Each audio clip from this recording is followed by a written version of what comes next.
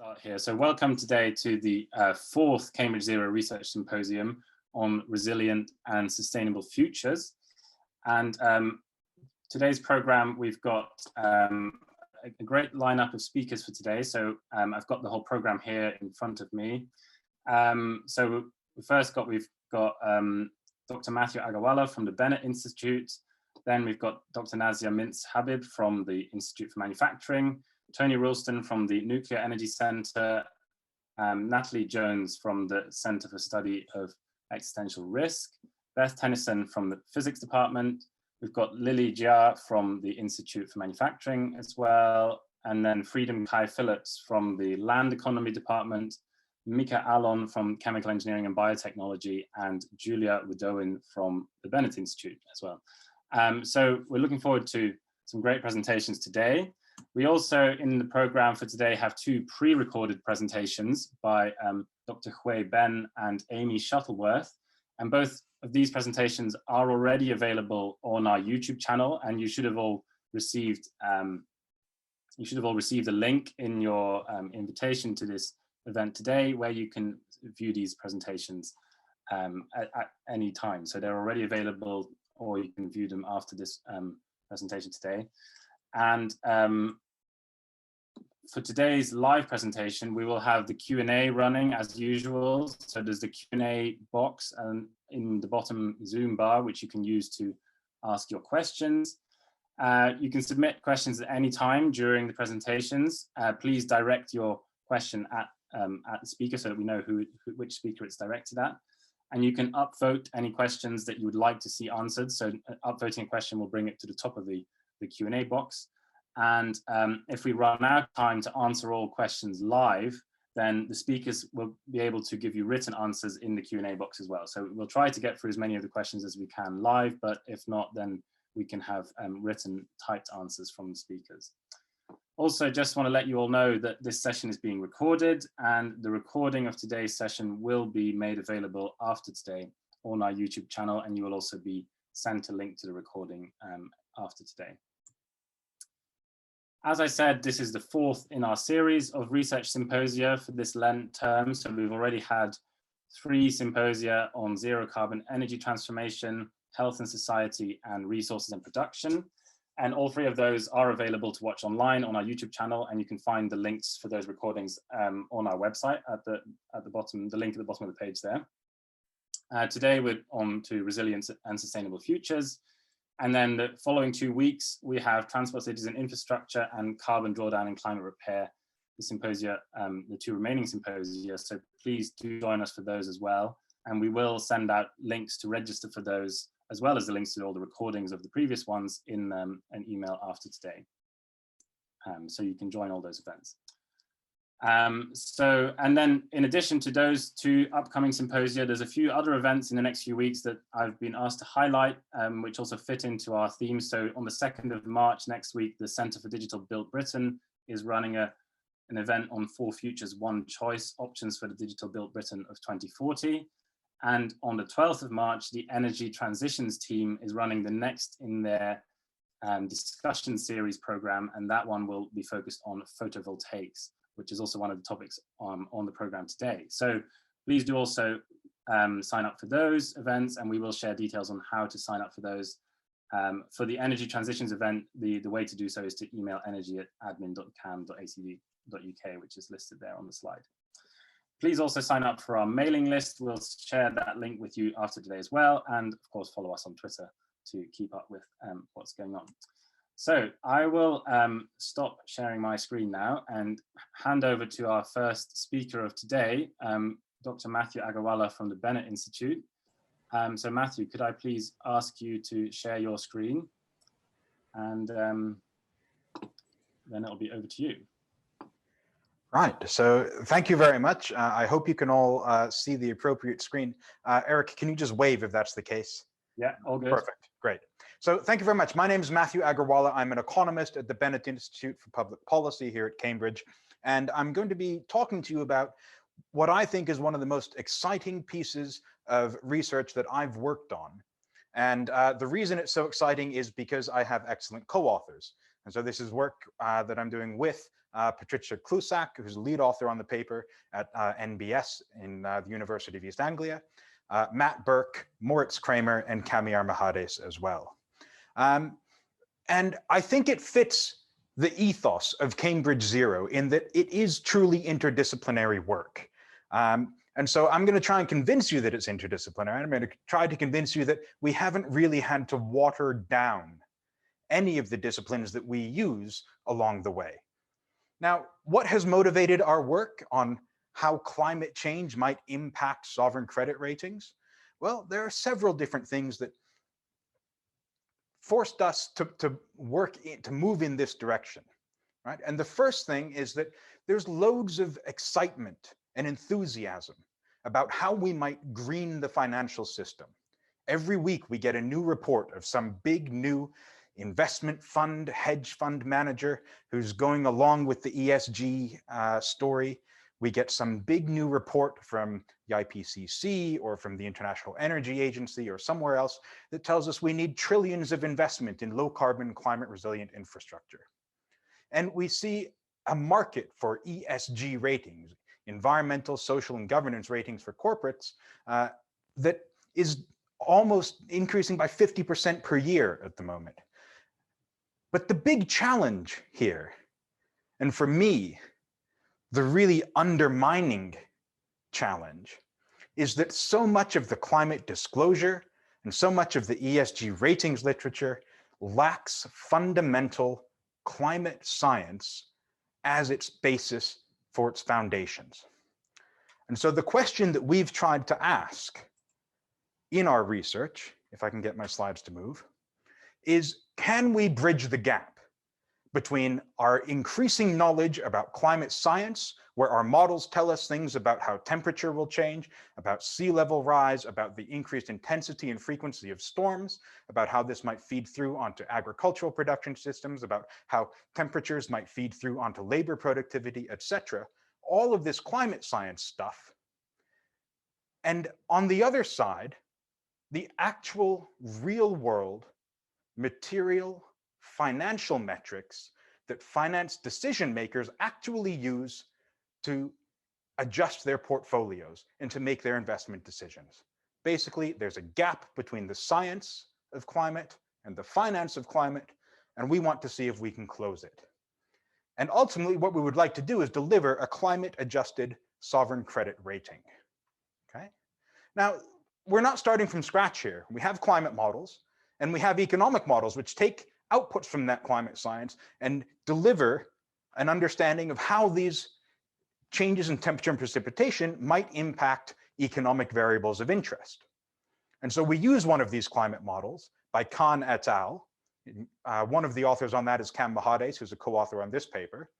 And that model tells us something about how GDP and its growth rate might change over the century as a result of changing temperature and precipitation. So we do have some economic information, and markets should be able to respond to economic information, but most investors don't really adjust their portfolios on the basis of a change in GDP. So we still need some way of trying to understand how climate change might affect sovereigns, and we need a way to link these, bridge this gap. And so we create a sovereign credit ratings prediction model. And we do that based on S&P's existing sovereign ratings method. Now, that includes things like GDP and its growth rate, but we have to include some additional variables as well. The sovereign credit rating isn't solely dependent on GDP and its growth. There's a whole load of other variables. I'm calling them the balance variables. I'll explain them in a future slide. But we want to adjust those for climate change as well, and we need to bridge that link from the science to the economics into our adjustment of these government balance models. Once we have that, we can feed our ratings prediction model with climate-adjusted GDP, climate-adjusted economic indicators, and deliver a climate-adjusted sovereign rating. So that's what I'm going to try and do in the next 10 minutes. And in order to do this, we're going to have some climate time travel. Imagine that we are fast forwarding through time to different points over the century. And we're keeping everything else the same. Economists call this ceteris paribus conditions. but we are allowing the climate to change, and we're assessing its impact on key macroeconomic indicators. If that's our thought experiment, how different would ratings be? And how might climate policy affect this? And what are the real-world market consequences of those changes? So the first question we have to answer is, why focus on sovereign credit ratings? Well, there are several reasons. First, they're familiar to investors, right? We already use them. Another reason is that climate change doesn't just affect companies individually, it affects entire countries systemically.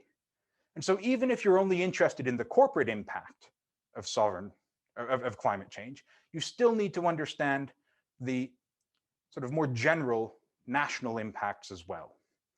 But there are other reasons. Sovereign ratings essentially impose a ceiling on the ratings of banks and companies registered inside that sovereign. So the sovereign rating essentially imposes a cap. Moreover, when we see that sovereigns get downgraded, we see that that spills over into other asset classes, so that banks and companies in that country shortly after a sovereign downgrade will face their own corporate downgrade as well. And finally, public debt is a big part of global financial assets. And so we need to understand how that might change as a result of climate change. Now, there are loads of different approaches to trying to identify what makes up a sovereign credit rating. Okay? Loads of econometricians over the years have essentially tried to hack the sovereign credit ratings formula, which is a bit of a fool's errand because the sovereign credit ratings, the ratings agencies actually publish it. The problem is that the method they use includes some objective stuff and some subjective stuff. And the subjective analysis by the analysts is not entirely replicable in the way that we economists often prefer. But there are other much bigger problems with this econometric approach to trying to develop a sovereign credit ratings model. And really, it's because you enter into this Faustian bargain, where predictive accuracy of your econometric model essentially comes at the expense of following the rules. So we did build a model that gave us something like 80 or 90% predictive accuracy, right? So we could take a bunch of variables and predict what a sovereign rating might be. The problem is, in order to do that, we had to sell our souls, and we're not willing to commit these high crimes against econometrics. And there are various reasons about the variables that tell us why this might be the case. But in order to get around it, we decided to go with a different approach, a machine learning approach, one that doesn't require quite the same restrictions and assumptions that we need from our standard econometric models. And so we apply that machine learning approach to S&P's sovereign ratings issued between 2015 and 2020 for 108 different countries. And we build our model, we test it, we try to predict the existing ratings. Once we've got it dialed in, we then feed that model the climate adjusted variables and see what we get. And we adjust those models in those variables in the model for different warming scenarios. So basically a 2-degree world, a 5-degree world, and a 5-degree world where the effect of temperature change on the economy increases with the variability of temperature around its mean. So the 6 variables in our model, it's a very parsimonious model, are GDP, its growth rate, and then a few government indicators, right? Debt to GDP ratios, current account balances, this sort of stuff, all right? Now, these performance indicators, we do not have a climate adjusted value coming directly from a climate or a climate economic model. It doesn't exist. So we had to calculate that on our own. So we went to S&P, and they have done some analysis themselves of the effect of natural disasters on per capita GDP, and then assessed how they would, if they were rating a country, filter those through onto these performance indicators, these other 4 variables. So we took that data and plotted it, and you see that plot here. And then we decided, well, why don't we just derive a function that describes that plot? Okay? So we started with a straight line. That's the red line. It doesn't fit the data very well. So we just created polynomials of increasing order until we got the best fit we possibly could to describe that relationship that S&P has already essentially revealed to us through their prior research. And so now we have a way to link the GDP change from a climate economic model through to its impact on these other components of the sovereign rating. Then all that's left is to put it all together. So the first thing we do is try to predict the present, or really the recent past. And that's what this graph shows us. We have the actual rating on the horizontal axis and our estimated rating on the vertical axis. The thick black line would be a perfect match between what we predict for the ratings using the data over the past 5 years versus the actual observation. And as you can see, we're not perfect, but we're not terrible either. So I think that's an okay predictive accuracy. And we can map this to see which countries we have the worst predictive accuracy for. And so what you see is Argentina. We're terrible at predicting Argentina, right? So here I'm plotting the difference between the estimated from our model and the real rating from S&P. We can't predict Argentina, Ecuador, or Iraq very well. And that's kind of what we would expect because the economic conditions in these countries have been difficult over the past few years. And so relative to their GDP and the other variables we include in our model, they have quite low ratings in practice. So our model that can't incorporate some of the other history would suggest that they should have a higher rating. And you can see that here in which countries we fail on predictive accuracy. But what works quite nicely is most of Europe, North America, we're not too bad. So now that we're fairly confident our model's not telling us something silly, we put it all together and we assess how climate change under 3 different warming scenarios, RCP 2.6, RCP 8.5, and RCP 8.5 with an increased coefficient of temperature variability, right? And you can see how it looks. What we're plotting, the dots are the existing predicted ratings, right? And the lines that you see, the dashed line on the left-hand side, is what we predict will happen to ratings by 2100 if we largely meet the stringent climate policy expected under RCP 2.6, right? You see that ratings don't change very much. On the other hand, if you look at RCP 8.5, this is something more like a 5-degree warming world.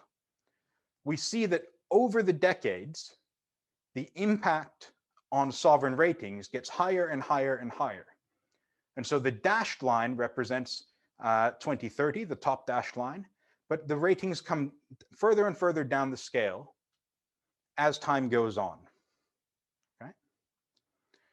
Now, what's interesting about this is that we can see an impact on ratings even as soon as 2030. So this is starting to get us, climate change might have an impact soon. The sovereign rating has a lifespan of 5 to 10 years. And we can look at the impacts on the map and see what would happen to countries in 2100 under RCP 8.5 and what would happen to their sovereign ratings. And so you can see the countries where we have the best predictive accuracy, right? We see some fairly substantial downgrades. The worst downgrades come for China and India, which is not really in opposition to what some of the pre-existing literature tells us. But what is new is that we get downgrades even in wealthy countries. And the final slide, I promised you some numbers. What do these downgrades mean for impacts on the cost of public borrowing? Well, they're pretty substantial.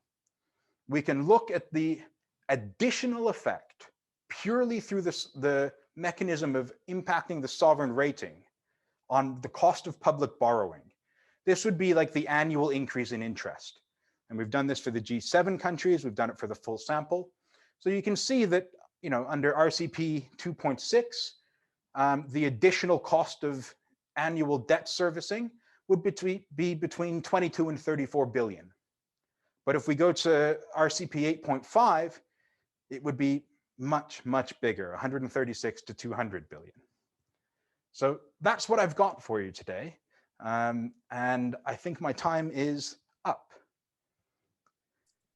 Yes, thank you very much, Matthew. That was really interesting talk.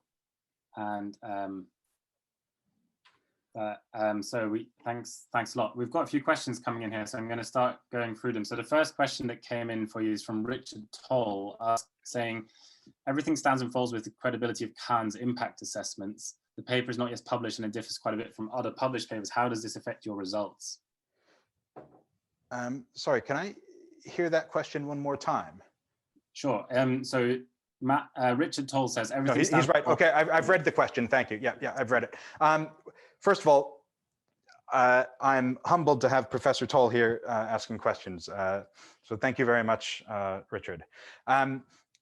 We did run this using the Burke model as well, because we thought, there are a couple of other climate models out there.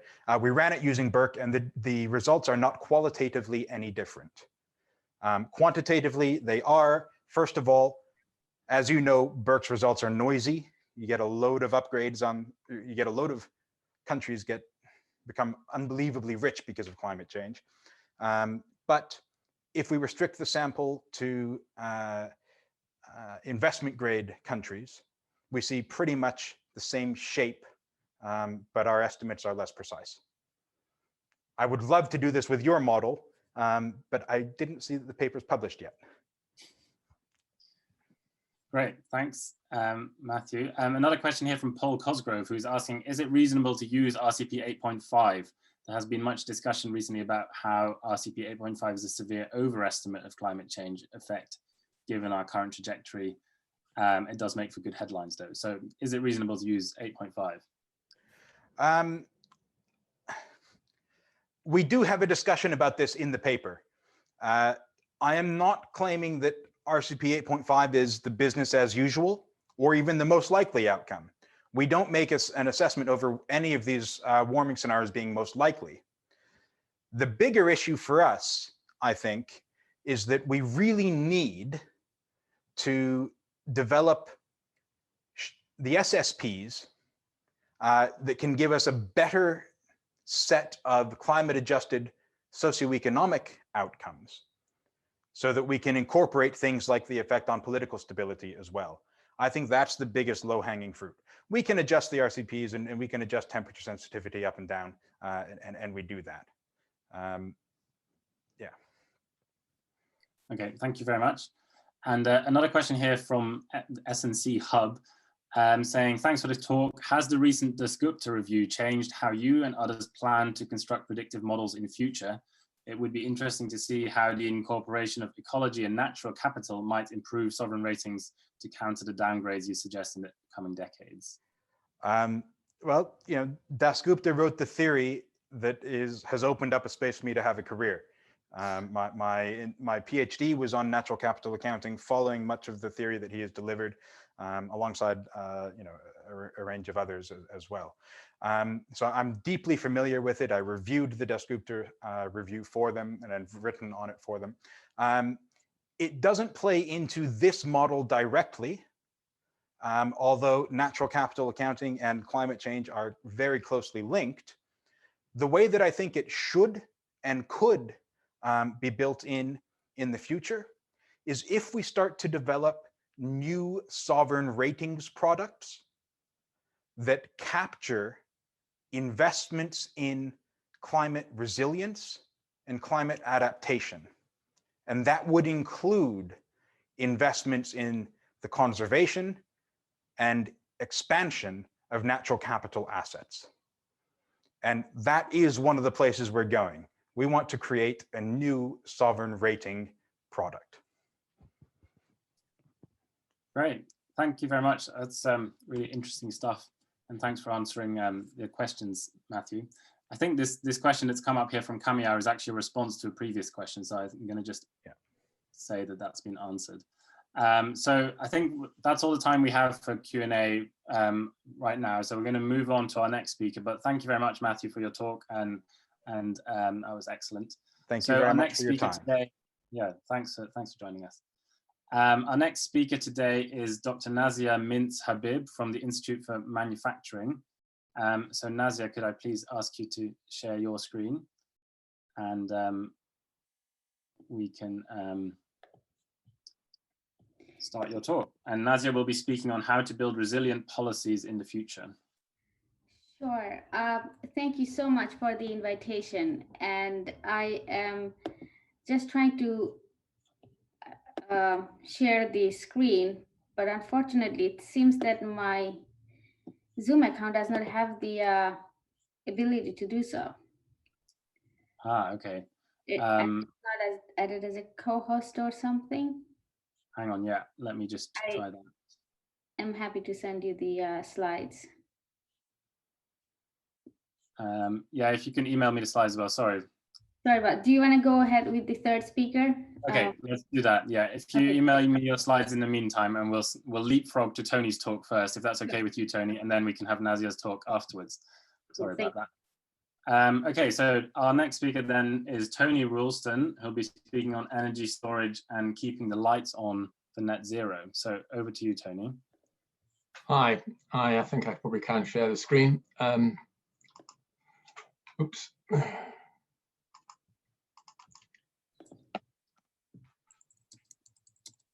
Right. That's it, yeah. Okay. So fine, I'll just get the screen. There we are.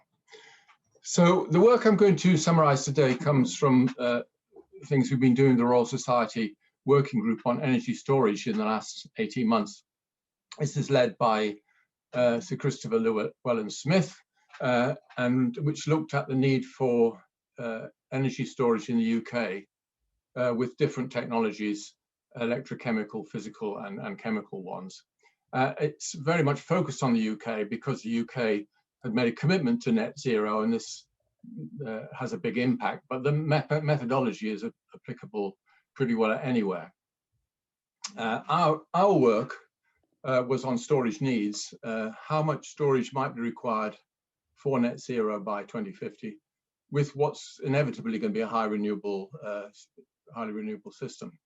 Our subgroup was Goran Stabak from Imperial, who's been doing a lot of work with the Climate Change Committee, Mark Barrett from UCL, who's got a lot of experience in this area, and Nick Ayres, who's a energy saving expert from Oxford. But the work I'm going to be reporting today is done mainly by Paul Cosgrove and myself at Cambridge. So just to set the scene, we see that new electrical demands for electrical vehicles and the need to replace gas heating with something, either heat pumps or hydrogen, will lead to a major increase in electrical demand by 2050. And though there's some uncertainty about it, it's the Climate Change Committee say about 600 terawatt hours per year, even with energy efficiency. Now, the falling price of renewable energy, mainly solar and wind, with net zero carbon emissions target, will promote both of these technologies, and potentially they become the majority versus 20% or so of energy supply now. Now, the other key idea is that the main source of supply flexibility we have at the moment, which is fossil fuels, mainly gas, but a bit of old coal stations and even some diesel generators, they'll be ruled out by net zero. There'll not be any space in the carbon budget for these fossil fuels. And even with carbon capture and storage may become problematic. Now, there have been many studies, many studies of mixed renewable and fossil fuel systems. And these were reviewed well by Sabula a couple of years ago. And he looked at Europe, Germany, and Europe, he's German, and the US. He looked at several hundred studies. But his conclusions were flawed by the fact they considered, few of them considered renewable shares as much as or greater than 50%, and few considered many years of weather data. Generally, they had a year's worth of weather data, and almost none considered the effect of net zero. But there are a couple of good reviews of these more extreme, I would say more realistic conditions. One by Shana done for the US, and one done for Europe by Gills. Really, these ideas we wanted to apply to the UK. The other thing it's worth saying is the economic system studies, which appear and are support for all the things that are published, generally, and there's an economic model produced by the ETI called ESME, do not use hourly data. They use characteristics, a few characteristic figures in the air, and these underestimate the storage needs. They're quite good at looking at capacity, but they don't look at the things which are time dependent. And the key issue about renewables are they're intermittent, and therefore we've studied the effect of high renewable shares, which has not been done before, especially in the UK. The sort of questions we're trying to answer: how to keep the lights on, what types of energy storage, how much might be required, and a bit about the economics, although I'm not going to talk about the economics today. That's for the future. Clearly, there are several classes of energy storage available. There's batteries we all know about, and up until recently, the largest battery in the world was in South Australia, 150 megawatt hours. It's a figure worth remembering when we come to think about the size we may need. There's physical systems, and I show an example here of compressed air storage. This is the Macintosh plant from the USA, which stores about 2.6 gigawatt hours. And in principle, there's lots of chemical systems, but I'm showing here hydrogen, and there's a project called North H2, which is aimed to having a capacity 1 gigawatt, which from renewable sources, storing it and then turning it back. But clearly, there are a whole range of technologies, and the Royal Society report is going to talk about the technologies, which I'm not going to talk about. But I just wanted to point out some things which affect how we think about these things, which is the storage costs are very different for the different systems. Electrochemical systems are perhaps 1,000 times more expensive to store a unit of energy than a chemical system. And the power differences are also large, more debatable, but it seems to me that the chemical systems higher costs per power than the other systems. And of course, the round-trip efficiency of these technologies is rather different, with very high round-trip efficiency from batteries, somewhat lower from the physical systems, and we're talking about 25 to 40% for a chemical round-trip efficiency. So these differences mean that you need horses for course, as I call it. No one technology will solve the whole problem. Now, our approach is rather crowded in here, but just go through it briefly before talking about some results. We have a demand model of hour by hour, which was based on something done for the Climate Change Committee and comes out of Imperial College. We have renewable supplies, both solar, onshore and offshore wind, which match the 600 terawatt hours. But this is a profile of data from 37 years between 1980 and 2016. And when you bring these things together, you get a thing called a residual energy profile hour by hour. And this has a quite an exciting range. So this residual energy profile goes between minus 60 gigawatts and 150 gigawatts. And the task is to calm this and make sure that the supply and demand always balance in every hour. And for this, we looked at 3 types of storage: a short-term store with about 6 one-hour bins, a medium-term store aimed at the sort of weather changes over a week with 168-hour bins, and then a long-term store which takes the balance of these things. And the principles were, we believe we're able to forecast demand and supply for a week ahead, and therefore we can schedule the storing of energy in order to make sure it's available on that time scale. The shorter stores always have priority, partly because they have higher efficiency. And for each hour, we store energy to always meet the demand in the future. And you repeat every hour through 37 years. So some results. First of all, ignoring storage, just looking at the residual is very interesting, because you see as the amount of renewable for a demand of 600 terawatt hours a year, as you increase the share, the amount of annual renewable, the line goes up here, and that while the share is below 50%, the supply is below about 300 terawatt hours, but pretty well all the energy is absorbed. But as you get closer to the average supply meeting the demand, the mistiming effect, the fact that intermittent, means you have a gap. And I'm showing on the solid line the average gap over the 37 years, and the dotted lines are the range of the individual years within that. But this gap is significant, more than 120 terawatt hours. So 20% of the energy you generate is not available to be used, and you need some sort of complementary supply. And clearly, we're looking at storage, but other types of flexible zero carbon energy could be considered for that, but it's a significant amount. One of the things that's, because renewables are claimed to be cheap, is you can provide some more capacity than the nominal demand, but because of the law of diminishing returns, you need much more than doubling the renewable capacity before you get close to meeting supply. And the other thing that's worth mentioning in here on the right is, if you look at the power distribution in the number of hours, the amount of power in this mismatch period is significant.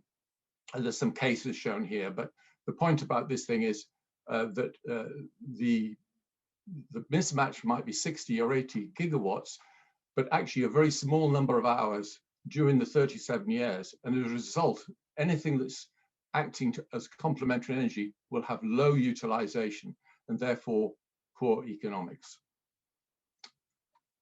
Talking about storage, I said we modeled 3 different types of storage. And here in this case, we had a very simple baseline case, which said, if all these stores had 100% efficiency, what would the effect on the energy stored, the size of the energy store, and how much would the energy released from each store during a year, an average year? And what we find is the maximum energy that it's stored. The top blue line is the sum of the other ones, and the cross lines below that are the long store, and then below this we see the medium store, and the short store is there, but it's pretty well down. Now the figures are quite interesting. We're talking about here, and then there's some effect of different levels of overcapacity here. But even with quite high levels of overcapacity, we see that the storage required is in the range of terawatt hours. Now we remember from the other examples we were talking about before, megawatt hours and the odd gigawatt hour. This is terawatt hours, and as you might expect, the long store is the one that carries is the largest in size. And if we talk about the amount of energy that these systems supply, this is quite large, as you might expect. It's about 100, 120, 130 terawatt hours. And in the range that we're interested in, which is for Northern Europe, perhaps 20% or 25% solar share, the store that does most of the work actually is the medium store, because it cycles much more often in response to frontal and wind systems which come across the UK. And below that, the large store has the largest capacity, but cycles only perhaps on average once a year. And the small store, although it's small in size, it's the dotted line at the bottom, actually does quite a lot of work, and it cycles 30 or 40 or maybe 50 times a year, and it is quite significant. These affect the economics of these stores because they will be paid for by the energy they supply into the system, and if they don't do that very often, their economics were poor.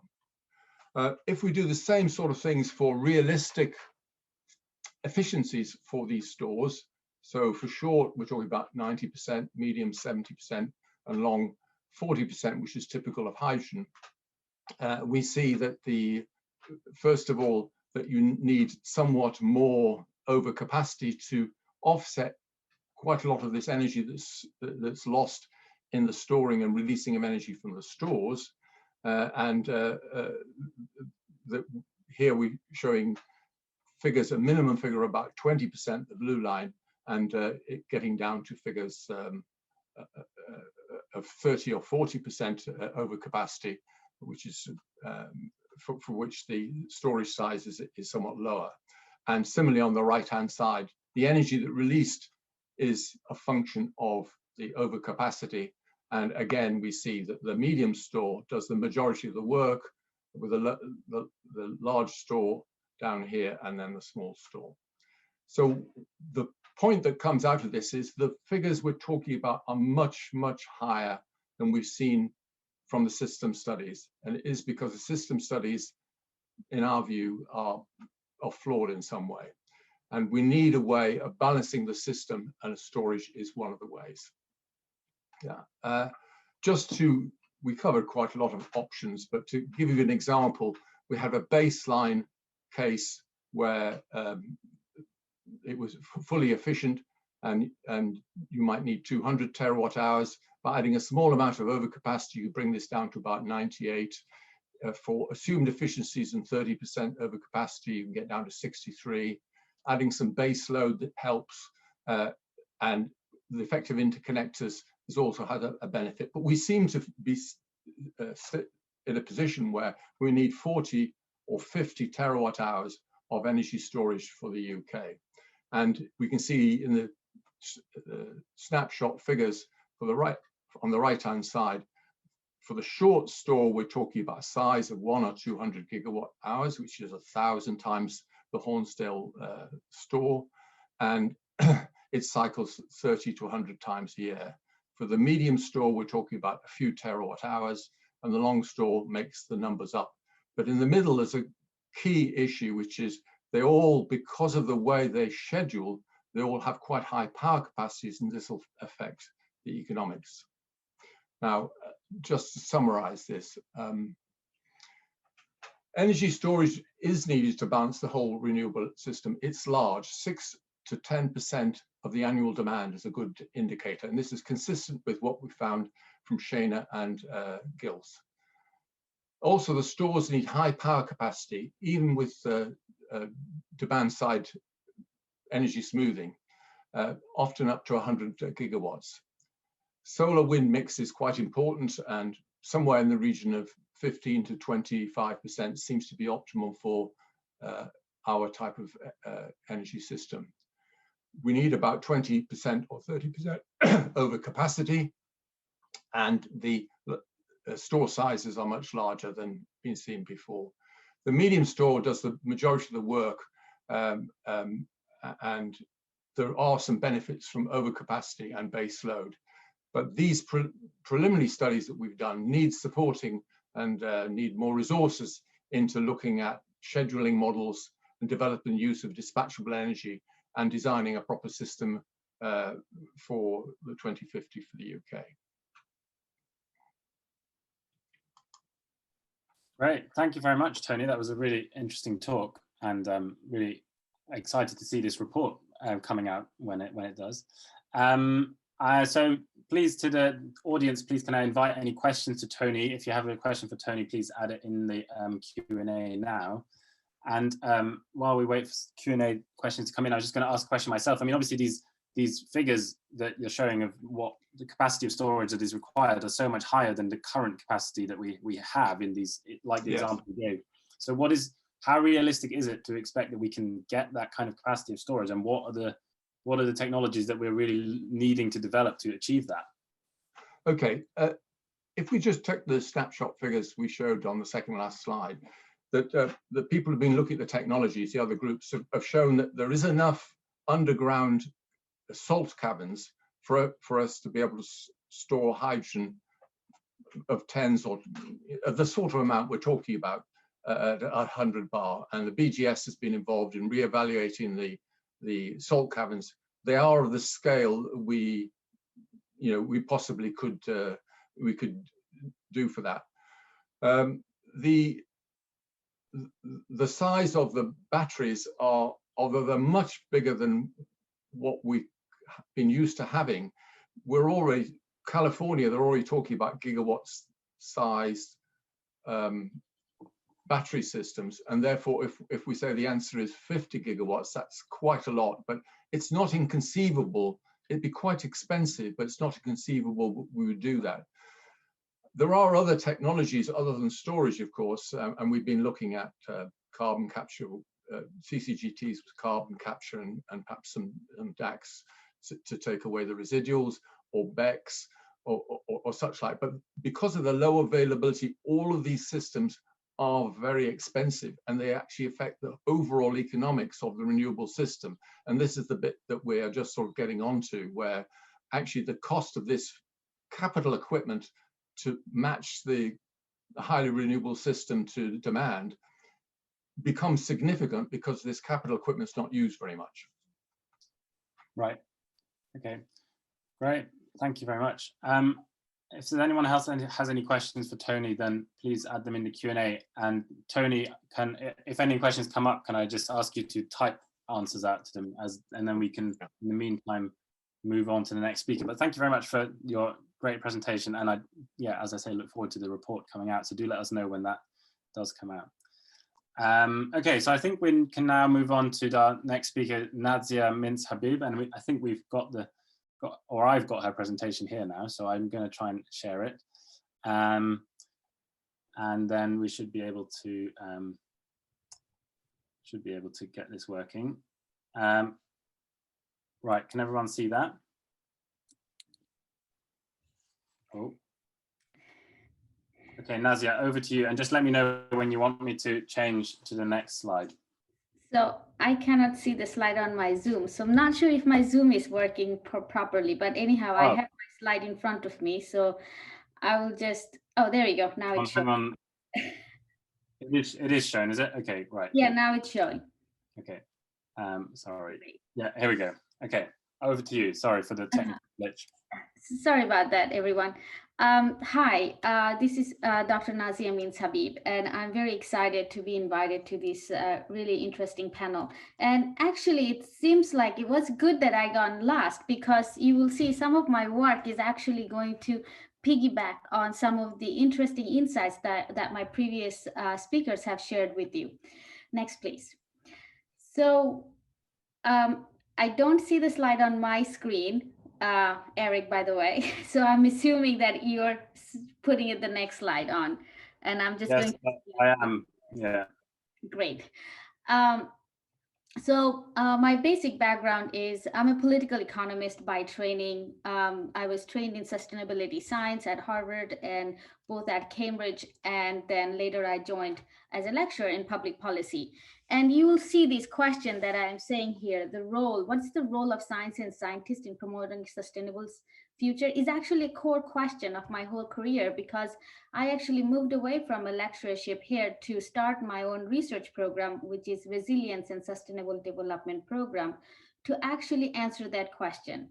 And the inspiration actually comes from my own supervisor, who I had as Amartya Sen, a Nobel laureate at Harvard, who basically once told me that what's the purpose of being a social scientist? And it's actually about having an informed agitation.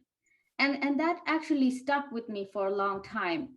And when I look at the next slide, the climate change projection slides, it gets me really, really frustrated as to why we have to come this far into this present and still looking ahead in the future with no clear understanding as to how the scientific understanding of climate change is going to really work into public policy. So I'm actually a policy specialist, and I have joined about a few years ago the engineering department and turned myself into a policy engineer, I suppose. Next slide. This is my research team that I have pulled together all the way from a ex-minister to our current master in one of the colleges who also used to head the Oxfam. We have a very wide range of very high-level decision makers who joined my research program as senior fellows, as senior scientists, to guide us, the younger academics, to answer the right question and actually find a way to leverage the system within which we're trying to make a difference.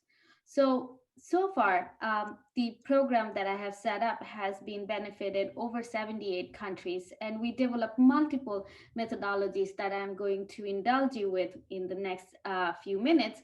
And I hope that will then get us started with some informative conversation as to how we can turn some of the scientific evidence that Matthew and Professor Peter has put out, and we can turn it into public policy that will have more global good to share. Next slide, please.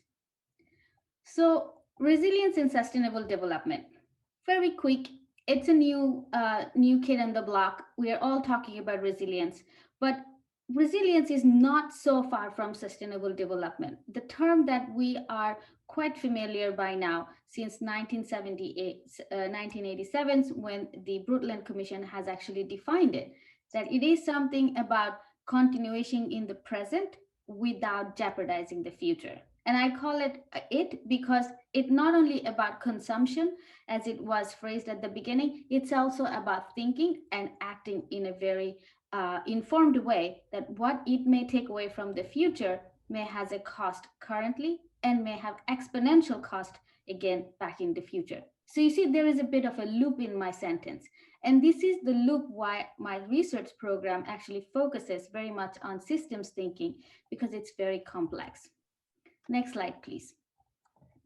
This picture here is the what makes policies less resilient than others. Is a wicked problem picture. You see that squiggly little corner marks on the side. And that's exactly where my days passes, by thinking about how I can deal with public policies which are wicked, trying to address wicked problems, but they themselves are creating wicked problems. And later I will show you some of the projects that we are working on. But here, the most important part that we need to think about is, what is a wicked problem? It basically is an unmeasurable problem that is tough to describe, and it just doesn't have the right answer. So even though we have all this understanding about climate change, adaptation, inequality, justice, food security, energy insecurity, it still misses a point, is that how does the answers that the scientists are coming up with fits with the context within which they are going to get applied.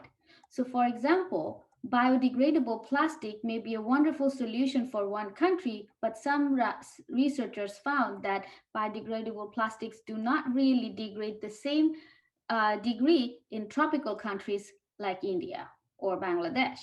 And these are the countries also are in the same high risk of plastic inundation as any other Western countries where the science is actually finding the solutions.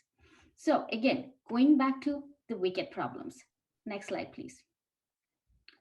So answering those wicked problem questions allows us to look at the policy design strategy, because part of the public policy challenges that the policymakers actually face is that, well, there are a lot of interesting and important scientific knowledge out there, but what is the strategy of translating them into a common language that will then address exactly those wicked problem characteristics that are immeasurable, morphs constantly, i.e. dynamic, and has no correct answer.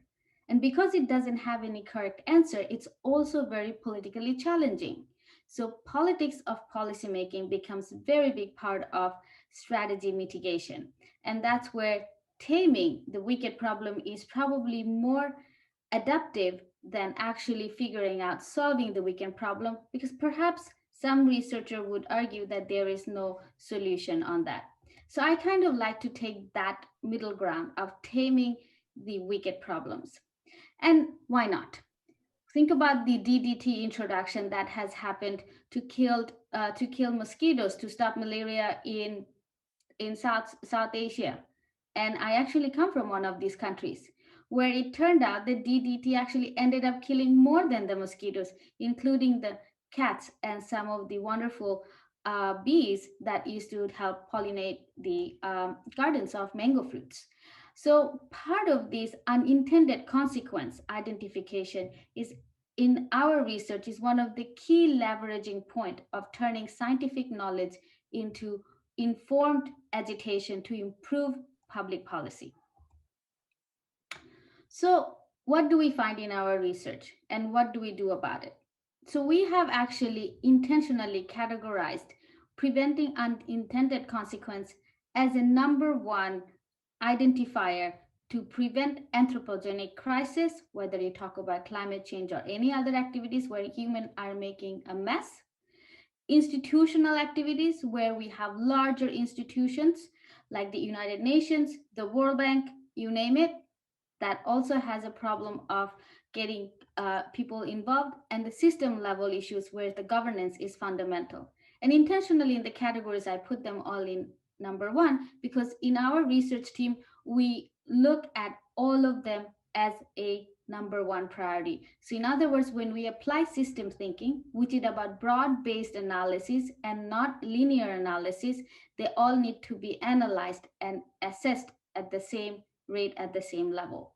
And this is where characteristics of systems thinking applied in public policy is actually quite unique, where we take the system thinking definition from the engineering disciplines and try to put it onto the political economics bandwagon of understanding politics of policymaking. Here are a few of the characteristics. I will not go into further detail other than highlight to you the bigger terms that we often hear in engineering linguistic, but we do not hear in policymaking, but it is where we need to actually get more involved. And we have been working on this area is detection. How do you scan threats with the policy failing? Reaction. And Nazia, can I just check which slide number you're on? Because I feel like I'm behind you. Oh, slide 14. Okay, my bad. I am quite a few slides behind then. Sorry, yeah, okay, right, oh, here we go. My bad. So I think the slide 14 is where I'm basically talking about the characteristic that we borrowed from systems thinking literature in engineering and deployed it in our public policy discourse. And the key terms among many other terms that we actually apply in our analysis when we're using systems thinking are detection, reaction, protection, reconstruction, and acceleration. The part of where the policymakers are failing to improve their capacities is the acceleration of scaling up. And part of the acceleration of scaling up is lacking because they're unable to detect what is the next course of action needs to be. And that's a circularity that happens in each of these terms when we start to work in our case studies. So next slide, 15, I'll talk you about very briefly some of the case studies where we actually operationalize the system thinking application in policymaking. Before I do that, just to highlight that in our research team that I lead, we are always looking at co-creation of evidence and co-creation of method. And why not? Because these are wicked problems.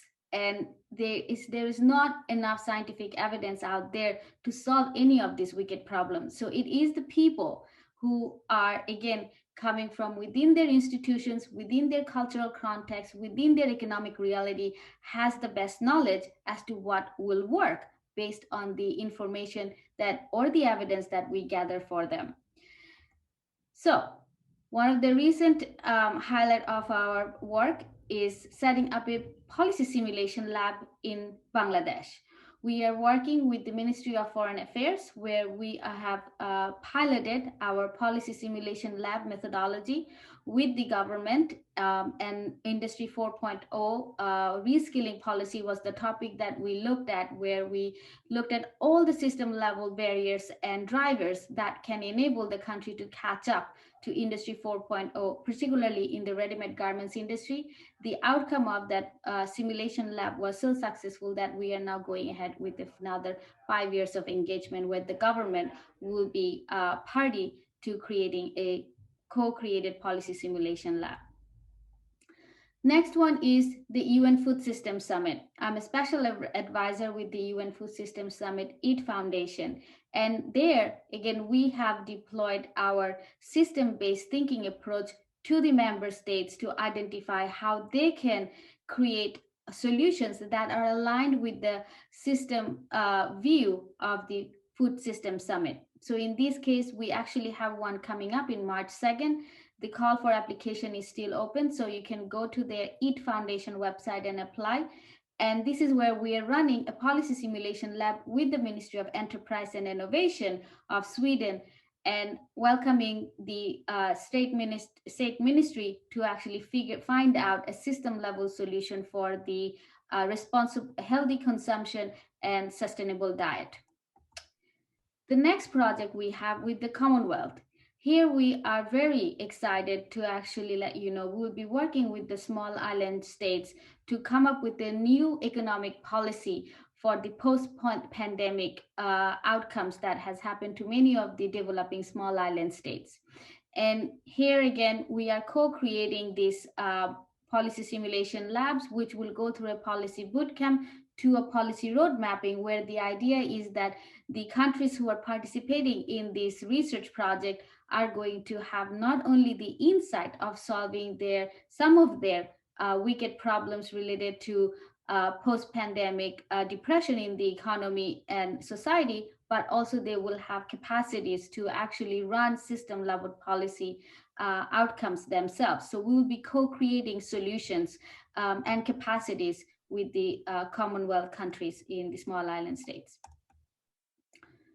Lastly, we also been working with Cambridge Sustainable Investment Partners, and this is probably closely linked with what Matthew has presented, but less so with the sovereign, but more so of the decision making. So we developed a sustainable investment marker framework that we can, again, based on the system thinking application in financial economics risk profiling of ESG, and we are helping companies to identify how they can apply psychometric and system level thinking to improve their engagement policies with the investors or investees.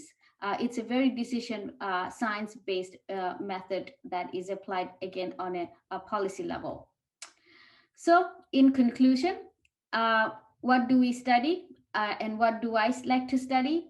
With my team, we are collectively working from factory level to individual level decision making when it comes to policy making. And our core expertise lies in mainly 3 thematic areas. It's improved decision making, reducing cost and waste, and accelerate sustainability. And we do this in 3 subjects: responsible innovation, good governance, and sustainable investment. Responsible innovation one is the Industry 4.0 project in Bangladesh, for example. We have several other ones in that area. Good governance is one of our largest one, where we work very closely with member states, like the small island states project I just shared with you.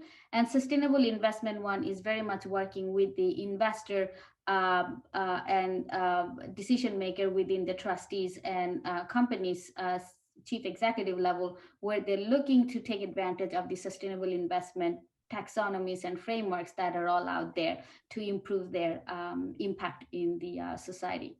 So all in all, thank you so much for listening on how to make resilient policies in the future. And I welcome any questions or comments, and here are my contacts. Thank you. Thank you very much, Nazia, and I really apologize to everyone for the technical glitches there at the start, because I couldn't see that you can see the slides when it went into presentation mode, but we got there in the end. And may I suggest that, Nazia, that we share your slides with everyone who attended today, if that's okay with you, then people can catch up on the slides they missed. if you're happy with that. Yes, so I will email the slides out to everyone who is attending today. So we've got one question here come in for you from Kim, who's saying, can you exemplify any resilient policy that you guys created within a specific context? So I think maybe just expanding on one of the resilient policies you're mentioning just now. Sure. So we can talk about the resilient policies from the point of view of creating a system to have a resilient policy. For example, the Bangladesh case study that I mentioned, where we have worked on the national skill development policy 2011. And if you know how the policy gets written and how long it takes for policies to upgrade itself, it's actually very costly and politically challenging. So countries like Bangladesh, which is dynamically moving forward into the future of Industry 4.0, especially in the garment sector, which is the pillar of the national economy, which is getting cheap labor disadvantage now because of the cheap robots coming in to sew the clothing that we find in our retail sector in the overseas.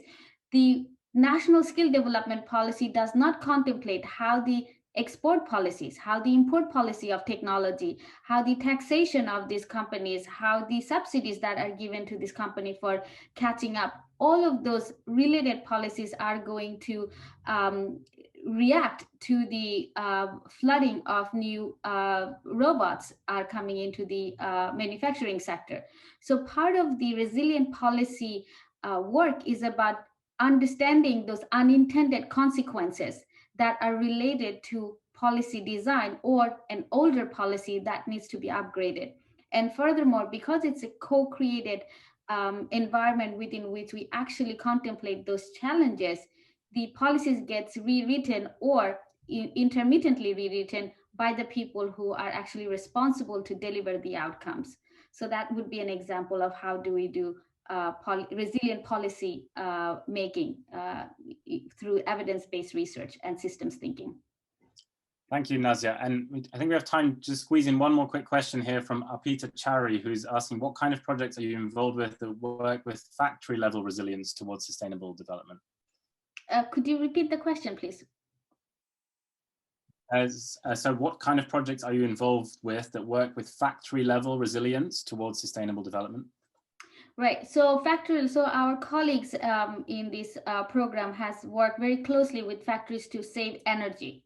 So we have colleagues who have been working in Kenya tea factories, where they're working deeply at all level of the decision makers, from the CEO all the way to floor assistant, on how they can change their behavior in saving energy. That is just one of the examples, but we have worked with the Center for Sustainable Industries, within which the RSDP is in the engineering department, has worked with over 600 companies directly in energy saving and sustainability issues. So happy to put you in touch with anyone. Great, thank you very much. And I think we're gonna have to move on now to our next speaker in the interest of time, but thanks very much, Nazia, for your very interesting talk. And we will be sharing those slides and of course the recording of today, so everyone can catch up on any bits they missed there due to our technical glitches, and I do apologize for that. So there's a few more questions that have just come in there in the Q&A, one for Nazia and one for Tony still. So please could you guys answer those, type answer to those questions in the Q&A box so that we can move on with our next speakers. So our next speaker today is Dr. Natalie Jones from the Center for Study of Existential Risk, who'll be speaking on inclusive climate governance, the case of Indigenous people. So Natalie, I can see you're already sharing your screen, and over to you, please.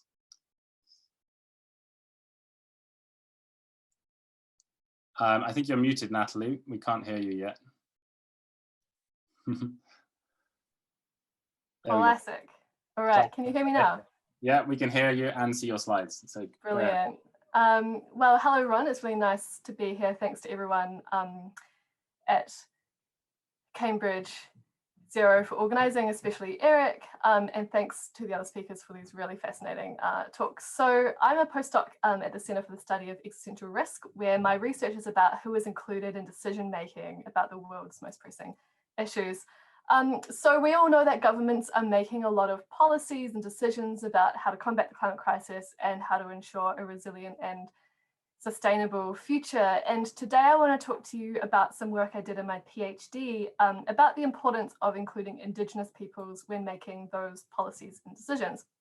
So first, just talking about a few of the words I'm using, we can think about governance as a process whereby elements in society wield power, authority, and influence and enact policies and decisions concerning public life. So for instance, this might include setting standards, providing and disseminating information, building capacity, managing projects, and all that kind of stuff. So climate governance then is when some elements in society are making policies and decisions about the response to climate change, whether that be related with mitigation or adaptation. And governance in general, and climate governance in particular, can take place at a number of different scales. Here I'm just thinking about, I should say, what's happening in the public sector rather than the private sector. Here at the top we have international law. Because I am an international lawyer, I obviously like to think of the international law being at the top of the pyramid. And there you have intergovernmental institutions. The most obvious one of these is the UN Framework Convention on Climate Change and the associated Paris Agreement, although there are lots of others, of course. At the national level, you have country governments, and again, there are a range of relevant actors here. And at the subnational level, you have local governments, provinces, and all that kind of stuff. So in this talk, I'm focusing on the international level because that's where my expertise is, but a lot of what I'm going to say can also equally be applied to the other levels. And in this talk, I want to say two things to you, more or less. The first is that including Indigenous peoples in climate governance is a good thing to do. It just kind of makes sense, and I'll talk about a few other reasons why that's the case. And the other thing is that including Indigenous peoples in climate governance is not only a good thing to do, but it's also a legal obligation. And we can talk about what that means as well. So about Indigenous peoples, there's a lot I could say, but the most important aspect I want to highlight is that they have been around since before colonization in the last sort of 500 years or so, and that they have a strong connection to land and territory and natural resources. And you may know that Indigenous peoples have been among the first and worst affected by the impacts of climate change because of this dependence upon and sort of close relationship with the environment and its resources. Because I've been noticing the changes in the environment for decades, and climate change exacerbates the difficulties that Indigenous communities already face. So as just one example, Arctic Indigenous peoples like the Inuit depend heavily on subsistence hunting, but because the ice cover has declined, the sea ice is becoming increasingly unreliable as a hunting platform, and there's a lot of stress on the major food sources, which is leading to worsening food shortages and a lack of proper nutrition. And in recent years as well, you may have also heard about Indigenous people's resistance to fossil fuel projects, as well as the deforestation of their lands, which really highlights that Indigenous peoples are not just the victims of climate change, but also agents. And we can also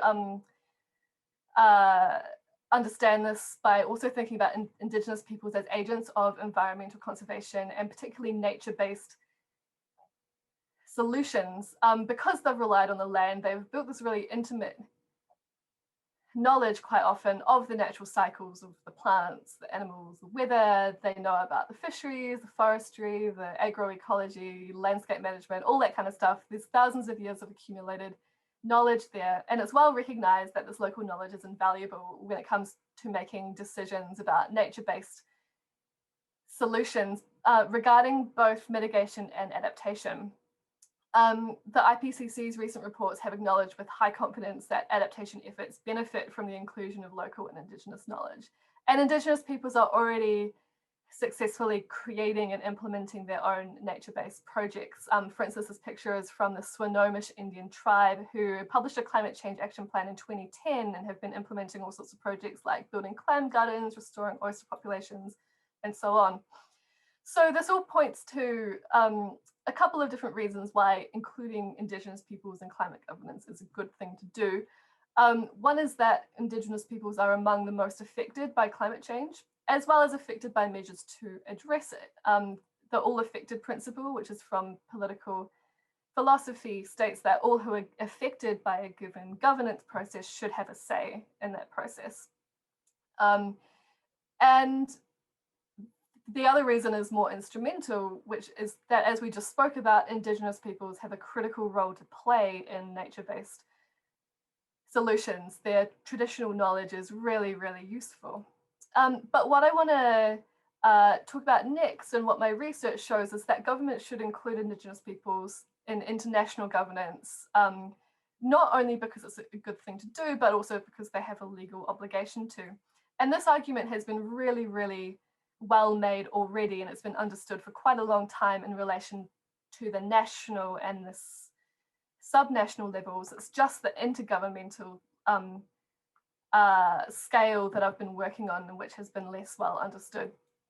So what I found in my research basically was that there are two different arguments that can be made for why Indigenous people should be able to participate in climate governance at this international level. One of them relies on what we call the law of self-determination. Now, self-determination is basically a pillar of international law. It's really, it's been written about a lot. It's a really important doctrine. And I did some work that showed you can justify a right of Indigenous peoples to participate in global governance on the basis of the law of self-determination. So in essence, the law of self-determination has developed to provide a remedy for peoples who have been systematically excluded from decision-making in the past, to help Indigenous peoples be a part of discussions which are going on today. Then the other argument that I was exploring was, in international law, there's this thing called customary international law. This is basically the idea that if enough countries carry out a particular action while believing that the law requires them to carry out that action, it becomes a legal requirement to carry out that action. For instance, if most countries in the world each decide that their head of state is going to wear a purple suit to all meetings at the United Nations, and if all of those countries each issue their own statement that says our head of state from now on will always wear a purple suit because that's what international law requires, then at some point that rule that heads of state must wear a purple suit will become a rule of international law. For a less absurd analogy, it's a bit like if you live with your partner for a certain amount of time, even if you are not married, at some point the law will start treating you as if you were married. So what I did in my research, I did about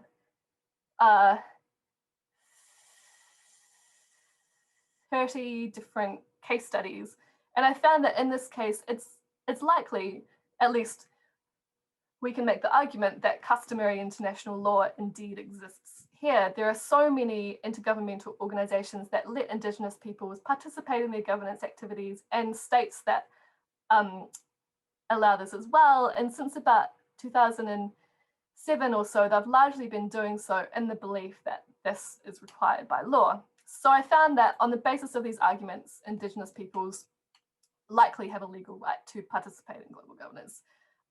And this is a rule that applies across the board. It applies to climate governance, but also to lots of other areas of global governance.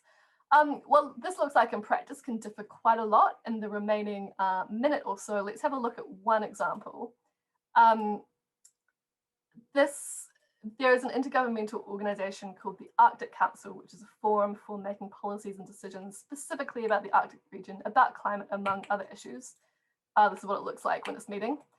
And the council is made up of the 8 Arctic states, but then what's really important as well is that it also includes 6 Indigenous peoples organizations as what are called permanent participants. So this means that representatives of Indigenous peoples can participate in the Arctic Council on the same basis as states. This example, I think, demonstrates not only the benefits of including Indigenous peoples in global governance, but it's also a data point in this customary international law analysis that helps us to demonstrate the existence of a rule of law. So that's all I have time for today. Thank you very much.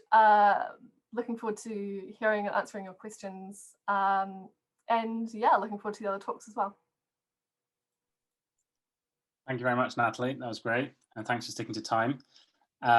So I'd like to open it up to questions. If anyone has any questions for Natalie, please add those in the Q&A. I was also going to ask myself, Natalie, so, based on this, how do you feel that the Indigenous people or peoples of the world are represented in the COP26 process? And are they well represented there or not? Or? Yeah, COP26 is an interesting example. So Indigenous peoples are represented in that process kind of mostly on the same basis as like non-governmental organizations, or basically anyone who's not a country can apply to participate as what's called an observer. And Indigenous peoples, as anyone who has attended a COP or is planning on attending the COP this year will know they have a really strong and a very like a visible presence at COP. Since 2015 in the Paris Agreement, there's been another mechanism which is quite innovative, which is called the Local Communities and Indigenous Peoples Platform.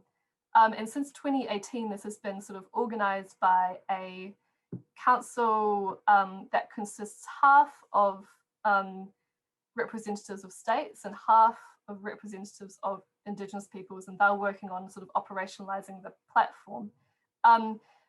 It's pretty early because the platform wasn't fully operational yet. It's hard to tell how meaningful that's going to be, but the idea at least is that it might give Indigenous peoples more of a real opportunity to participate compared with the normal sort of observer status.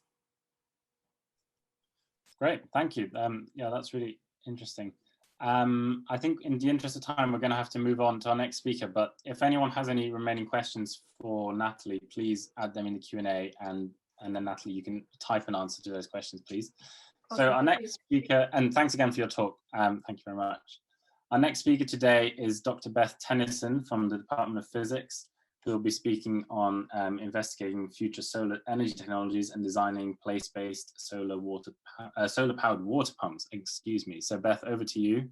And there, you've already got your slides live, I see. So over to you. Can you see them? Yeah, we can see you and hear you. Yeah. Okay, great. Perfect. Thank you for having me, and thank you all for being here.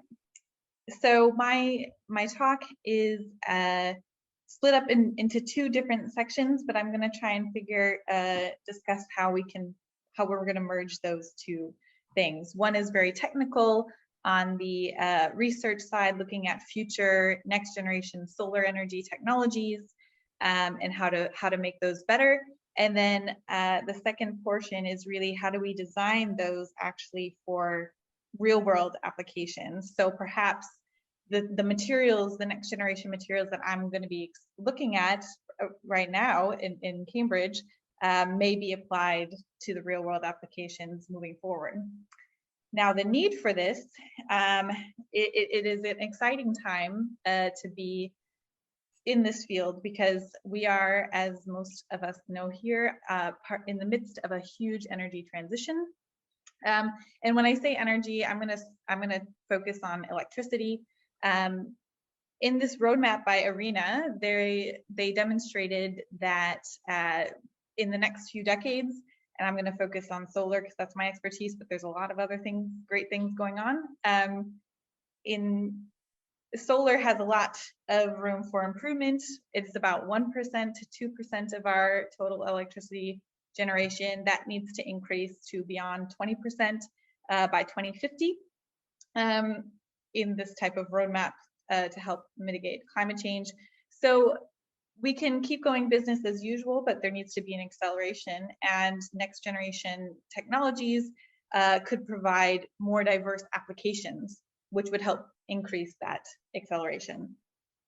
So that means we need to diversify the technologies. This is a huge, I'm not going to talk about the whole thing, but this is a huge plot showing each curve is a different type of solar cell technology on the market, well, available. Not all of them are commercialized. This is the cell efficiency as a function of time. So this is the history. Silicon, the workhorse, is the blue curve. Today I'm going to be talking about two different systems, perovskite, I'm not going to talk about what perovskite was. Actually, my PI, Sam Strengths, about 2 weeks ago gave at this symposium a really long discussion about perovskite, so I'm not going to talk about that. You can check out his talk later. And the perovskite on silicon. So this is a multi-junction solar cell, and I'm going to go into why we care about that. But those curves are here and here. So high efficiency and very new and exciting and on the cusp of commercialization.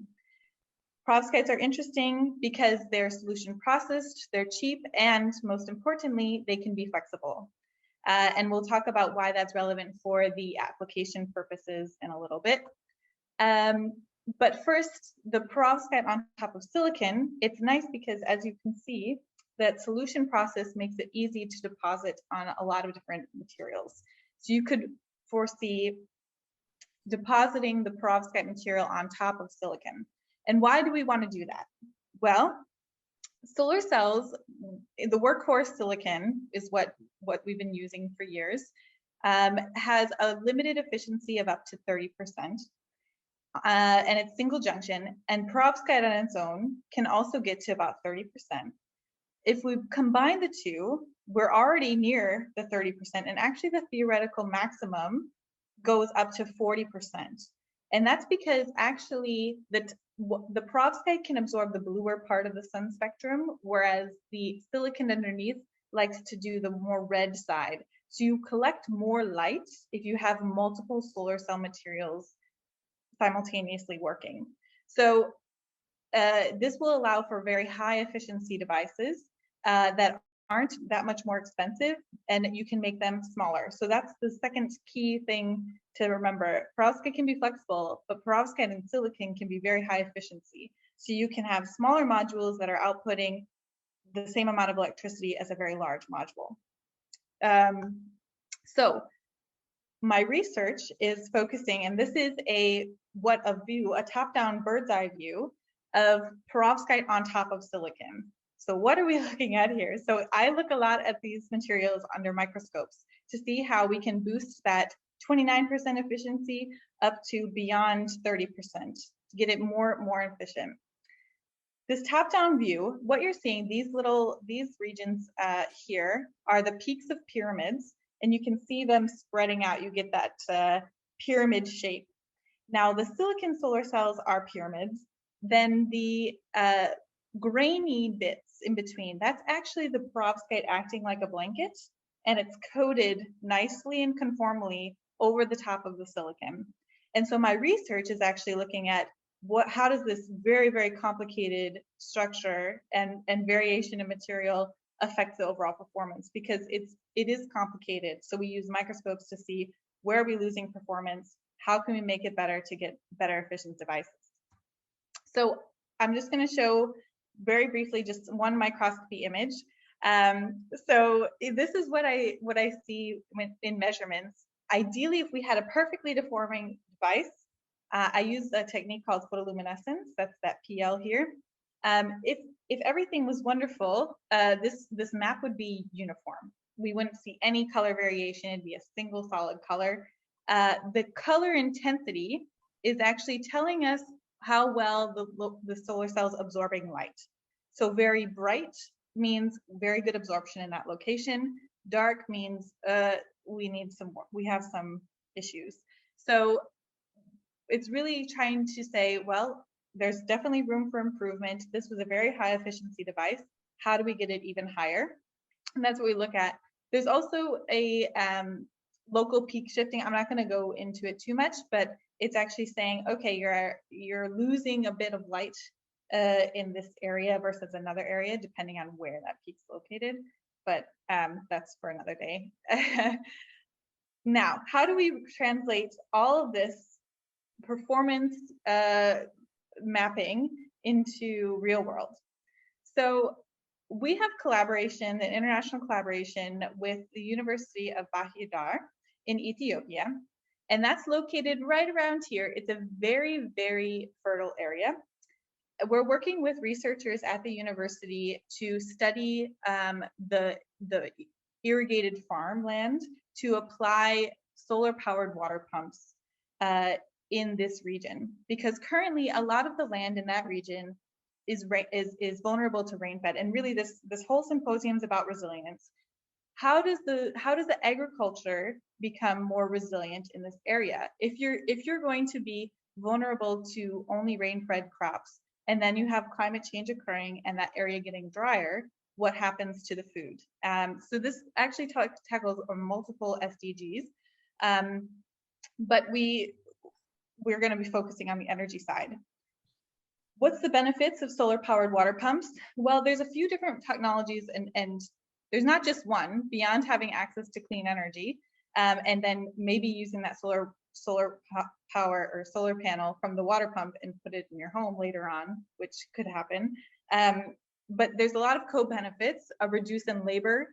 It's been found that women farmers and children do a lot of the water fetching, so would help increase number of school attendance. It would reduce labor time. It actually increases yield of crop if you have access to a very consistent water source. And there's petrol pumps, but then you have to wait almost a kilometer. This was a kilometer-long line waiting for petrol, and then you have extra costs associated with that. But we want to make sure that we're working with the community. And Nazia mentioned, you need to this sort of bottom-up approach of what are the actual community needs. And so what we found is that there's two really key things that came out. So having a lightweight solar powered water pump could be useful if your water source is very far away from your land. And so that's where it would come in. Having a flexible PV, which was lightweight, which is just the pure perovskite, would be very useful.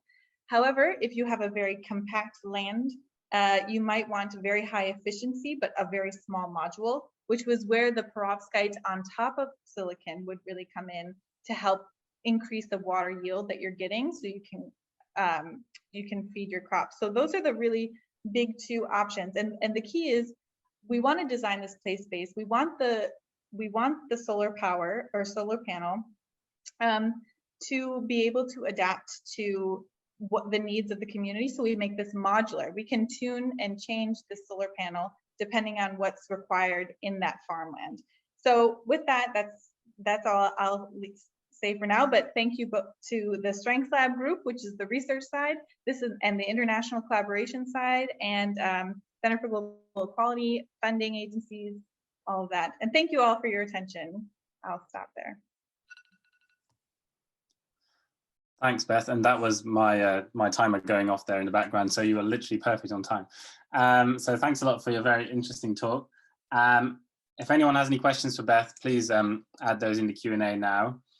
And I was going to ask myself, just so you've been out on in this project in Ethiopia, and have you got some some of your solar cells actually in place there, working in these farms right now? So actually this project was started a year ago, right before COVID. We were supposed to go there. We've sent samples down to so there's PhD students working there. We've sent our samples down, and they've been testing them live outdoor, but we haven't been able to go there and assemble the entire thing. But they have been testing it. So it's only in the testing stages at this point, but hopefully we can go down there once travel restrictions and things change. But yeah. Great, that'll be really exciting to go down and get it all set up. Great, okay, thank you very much. If anyone has any further questions for Beth, please add them in the Q&A, and then you can type answers to those, Beth, as they come up. So we'll move on to our next speaker now, which is Dr. Lili Jia from also the Institute for Manufacturing. And I see you're already sharing your screen, so over to you. I think you just need to unmute still, Lili. Hello. There you go. Can you hear me? Yes, we can hear you and we can see your slides, yeah. Brilliant, thank you very much. Hello everyone, my name is Lili Jia. And my research focuses on understand how to motivate sustainable behaviors. And today I'm going to talk about the role of behavioral assumptions in motivating actions towards sustainable futures. Probably to many of you, because this symposium is very interdisciplinary, so probably to many of you, it is talking about assumptions is kind of it's not something you usually do. And so here I'm going to give a kind of example to show how assumptions matter in research. And so in this slide, in the middle, you can see a graph. And what can you see in this picture? So because I know you're on mute, so I'm going to talk myself. And so if you look at from the left-hand side, and you see a rabbit, and probably if you look at from the right-hand side, you may see a duck.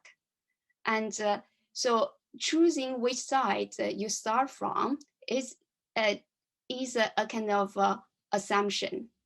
And so this is a kind of analogy when we conduct research, especially behavioral research, and people may make assumptions like looking from left or looking from right. So this is the type of assumptions we are talking about. But in reality, we know that so one side of story is not the truth. And we need to look at a bigger picture and to look for a holistic solution. So that's the type of problems we are trying to solve. So here I'm going to give 3 examples. One is from the technological point of view, and the second one is from the regulatory point of view, and the third one is the price policy that you might have heard of in many situations. So first, we pick up the example is about the plastic pollution. As you have probably have known that plastic pollution has created a huge challenge for environmental sustainability. And so far, we have created 6.3 billion tons of plastic waste. And among this waste, only 9% has been recycled. So for the rest of plastics, and if they cannot be recycled, which means that it could stay in the nature environment forever because it's very difficult to compose it in the nature environment. So what can we do about it? And from technological point of view, and we have learned that we can use biodegradable plastics, which means so there is a proposal saying that we can use biodegradable plastics to replace all the current plastics. And so when we think of these solutions, we need to go a bit deeper to understand how these biodegradable plastics are created. So they need a lot of raw materials derived from plants like corn. And this means like if we use biodegradable plastics, and we will need a lot of these plant-based raw materials. And in turn, producing these plants that will need more land. And this will create the competition of land and could threat our global food security. And the second proposal is how about we ban all the plastic use? And so this assumption, this suggestion, and coming from the assumption that regulation is the only way to motivate behavior change. And so far we learned that, I mean, in the UK, and the plastic bag ban has been implemented and it worked quite well. But we also need to think of this is not applicable to many other plastic use, given how given the popularity of plastic use in our daily life and in the transport, in the furniture, clothing. So many areas have used plastics. So we could ban like plastic bag and straws and some of these disposable items, but it is very hard to ban all the plastics So the third proposal is to use a price policy. In new classical economics, there is a simple principle that there is an inverse relationship between the price of a product and the quantity demanded. So as you can see the graph here, the horizontal line indicates the price and the vertical line indicates the quantity of a product. This means that if we increase the price of a product and the demand of the quantity demanded will be decreased, vice versa. And when we use this policy, we also need to think of what kind of assumptions behind this. But once we consider these assumptions, we found that, so this policy in the reality, we found there are many trials and didn't work well with the price policy. And for example, there is a proposal about tax of disposable cups, or subsidize the use of reusable cups. And we found that these trials actually didn't work that well, and the impact to the behavior change is very limited. And also, this policy could be regretful. And in 1970s in the US, in steel sector, they have switched gradually from using the blast furnace to electronic arc. So this can reduce the carbon emissions from steel production. But at the same time, the energy price also goes up, especially the gas price goes up. So that means that they also substituted the energy use, the gas energy use with coal. So this kind of counteracted the reduction of the carbon emissions they reduced from switching the technology. So if, for example, like a carbon tax will be implemented and throughout the sector, this type of price policy could create regretful impacts, which cannot be easily calculated and measured when we plan this policy. So this means that we need to think carefully when we propose the price policy.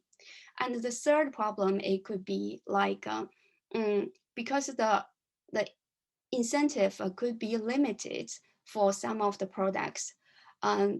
For example, for the current environmental scheme, provide discount to businesses that can use a higher band of their environmental certificate, and so they can have a lower price for this certificate. But the problem is companies normally, many companies are not motivated to do that because of these economic incentive is not big enough for them to change their behavior.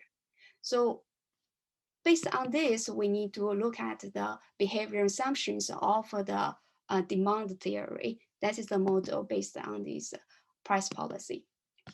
So when we look at this, the biggest problem here is when we look at the demand theory, there is a strong assumption that so the product demanded actually is a function based on the price of this product and income. So this means that we only look at the economic value, and the other values are not considered in this function. So that is a very strong assumption, and that's why it is not appropriate to use this function to analyze the environmental impact, because it has not been considered from the very beginning.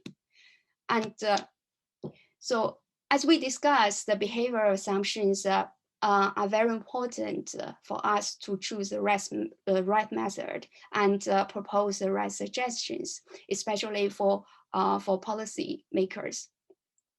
So from here, and I would like to suggest, for example, using the demand theory, there is an alternative theory, and that proposes alternative assumptions that's more suitable for analyzing sustainable behaviors. That is Lancaster's characteristics demand theory. And so in this theory, it includes different characteristics of a product.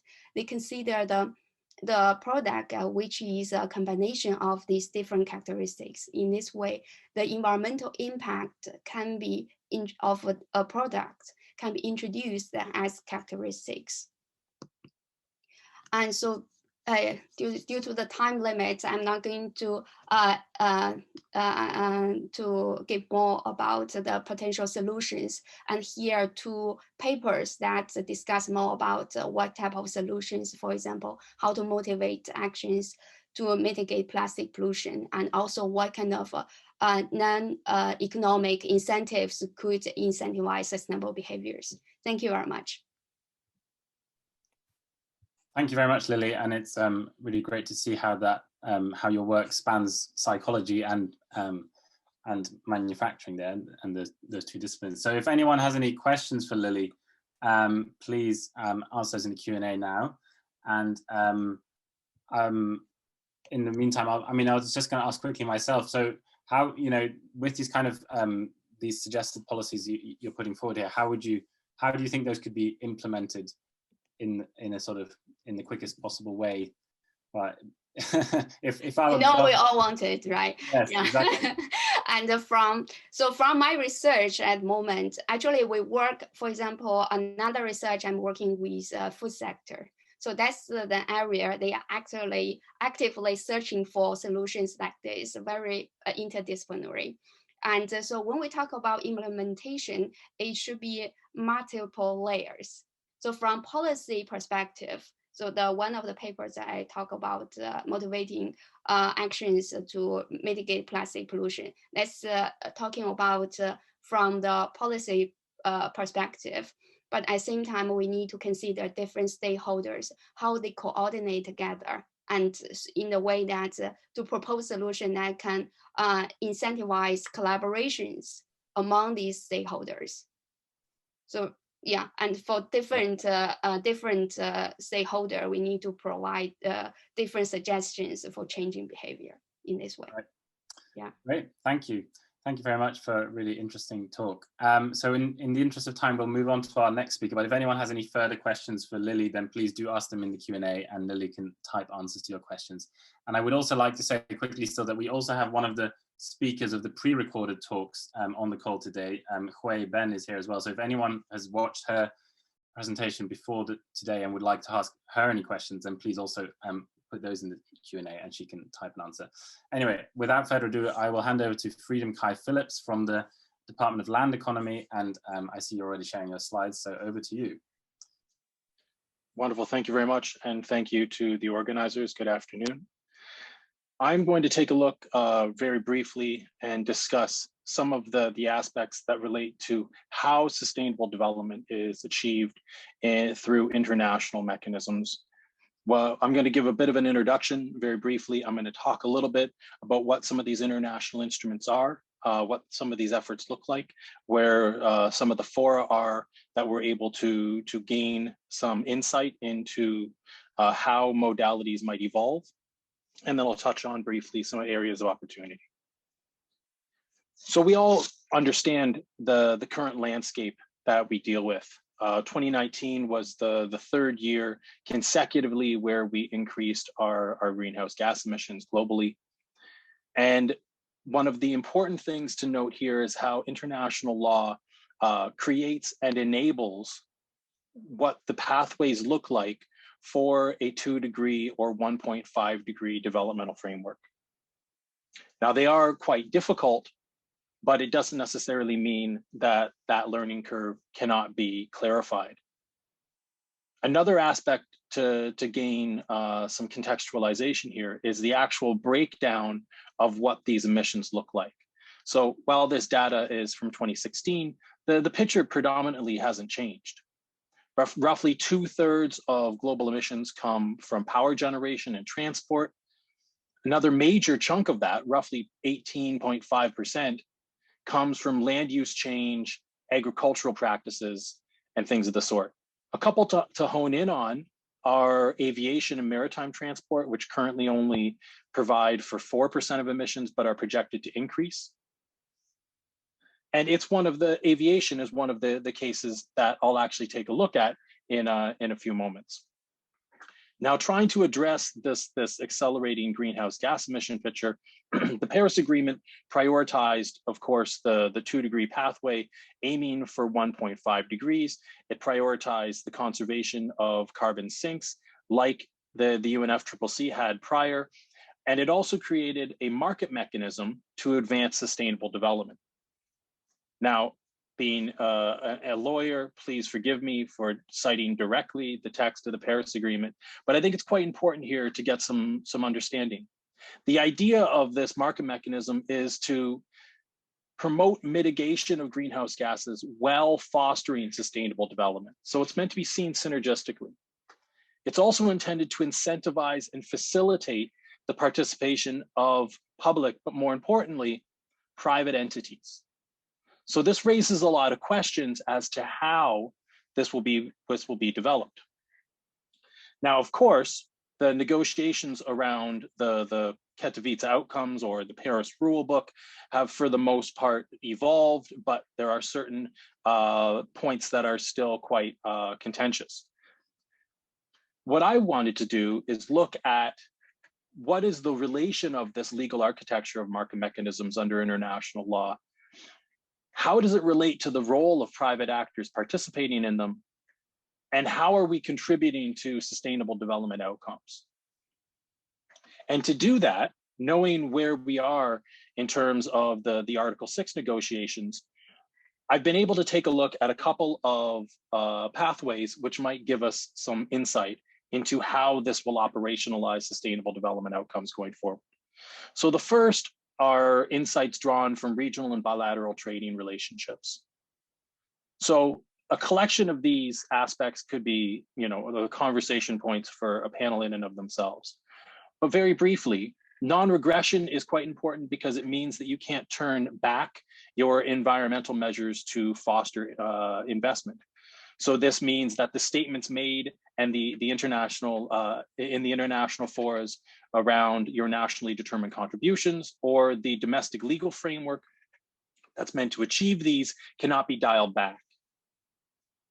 Direct references to the Paris Agreement, our respect for multilateral environmental agreements, aiming to foster frameworks around sustainable forest management, including recognition of voluntary certifications, prioritization of the protection of biodiversity, as well as creating prioritized pathways for the trade in environmental goods and services.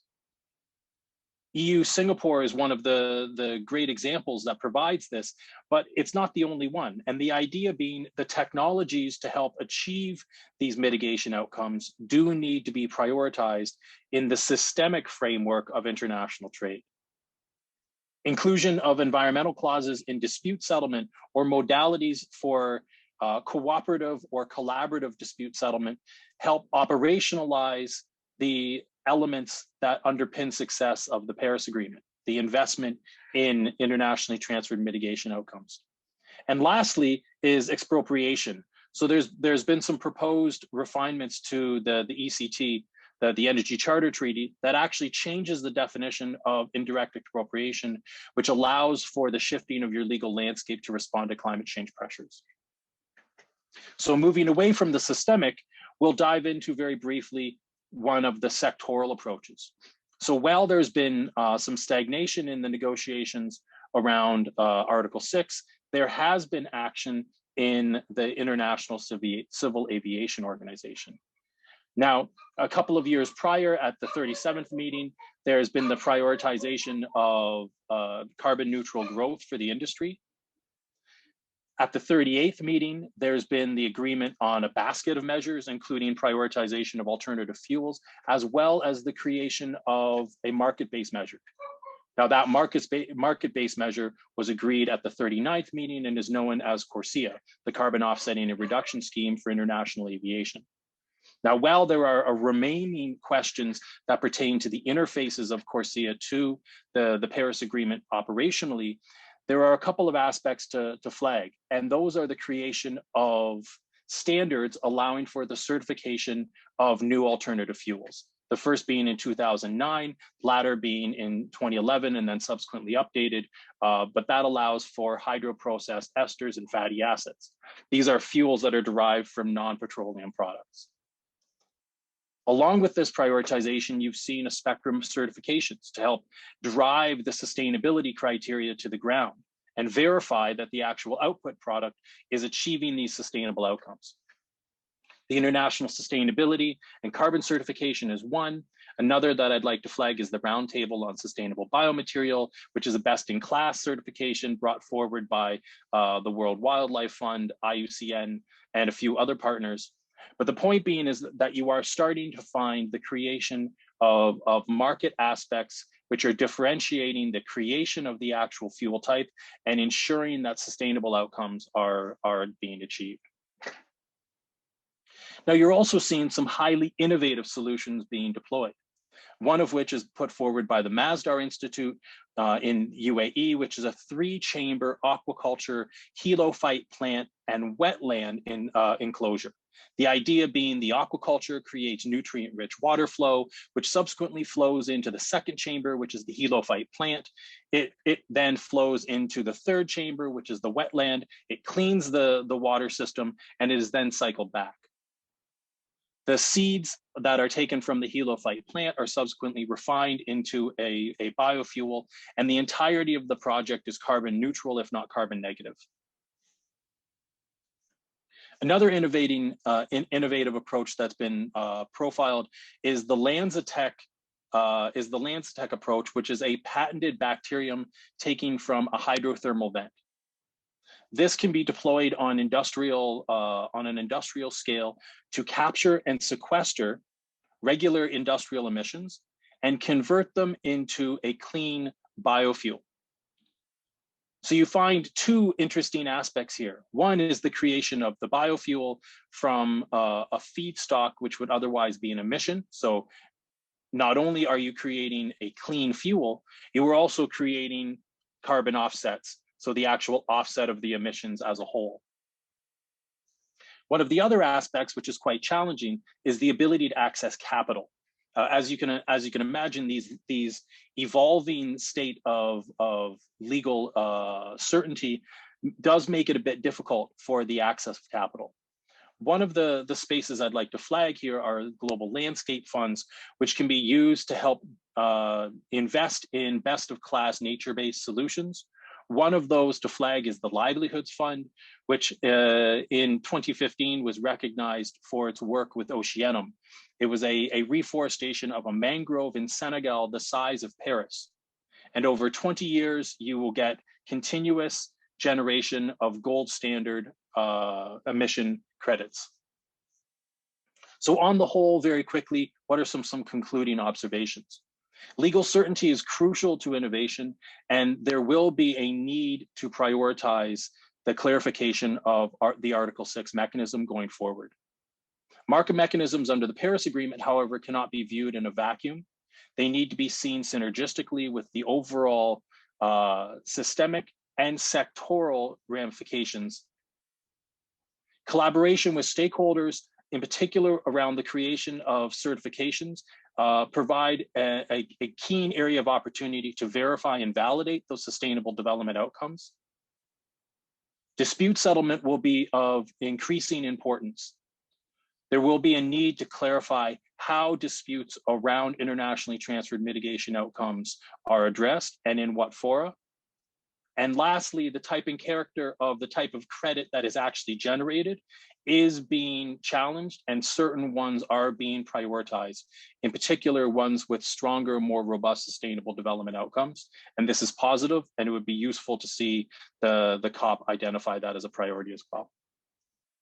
Thank you very much for your opportunities, and I look forward to your questions. Great, thank you very much, Freedom Kai. That was a very interesting talk.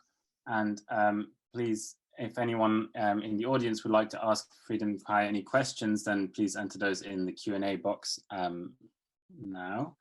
I was going to ask a quick question myself. I mean, how do you, these kind of like carbon offsets for aviation, do you see them as like, do you see them as an actual solution, or as a way of the aviation sector kind of going into a sort of greenwashing route, or how do you see that? Well, I think you're right to note the necessity to actually still have legitimate reduction of emissions. Mm-hmm. And and this is why I use the aviation example to help us kind of gain some insight into what could occur with the Article 6 for negotiations. There is still the remaining issues around additionality, making sure that it's actually an additional reduction, reducing double counting, these types of accounting aspects. But more specifically, well, you are seeing a emphasis on the type and character of the credit that's being generated. So while you may be able to utilize a carbon offsetting approach for a short-term solution, there is a significant emphasis on the whole on systemic reform, the promotion of energy efficiency technology, the promotion of alternative fuels, while also taking a look at the type of credits that are being used are generating the verifiable sustainable development outcomes. And I think those are challenges that the Paris Agreement is still going to have to grapple with as well. And they may be able to gain some insight from the type of things that have been developing under civil aviation. Okay, great. Thank you very much. In the interest of time, we'll move on to our next speaker, but if anyone has any further questions for Freedom Kite, please put those in the Q&A. So our next speaker is Mikka Alon from the Department of Chemical Engineering and Biotechnology. So Mikka, please share your screen, and you'll be speaking on the AI implementation of the UN Sustainable Development Goals. So over to you. Thank you, Eric. Thank you for this opportunity. Can you see my screen? Yes, we can see your screen and we can hear you. Yeah, all good. Great. Okay. Good afternoon, everyone. My name is Mikka, and I'm a Master of Chemical Engineering student at the Department of Chemical Engineering and Biotechnology. I'm going to present my research project in collaboration with Cambridge Cares, which is the university's overseas research center located in Singapore. This project is supervised by Professor Marcus Kraft, who is the director of Cambridge Cares, Dr. Jethro Ackroyd, who is a research fellow in the department, and Dr. Asuna Dogorova, who is a policy specialist at the UN Development Program, and she's supervising this project in her personal capacity. I'm going to talk about how artificial intelligence might be used for the implementation of the UN Sustainable Development Goals. So the Sustainable Development Goals are 17 goals that the UN announced in 2015 in the 2030 Agenda for Sustainable Development. And they're what the UN calls the blueprint for peace and prosperity for people and our planet. And since the announcement of the goals in 2015, there's been extensive work on their implementation with efforts to collect data. And this allows to make predictions regarding how these goals can be achieved. The UN also annually reviews the progress towards achieving these goals. And in their recent report, they highlighted the importance of data innovations for the implementation of the goals. Now, the reason why data innovation is specifically important for the implementation of the goals is that the goals inherently interlink, and sometimes working towards one of the goals could have a negative or positive effect on the achievement of others. Now, the way I've been using the goals is for the process of goal alignment of computational agents. And these computational agents will enable the exploration of scenarios that can be used to reduce carbon emission within the UK energy system.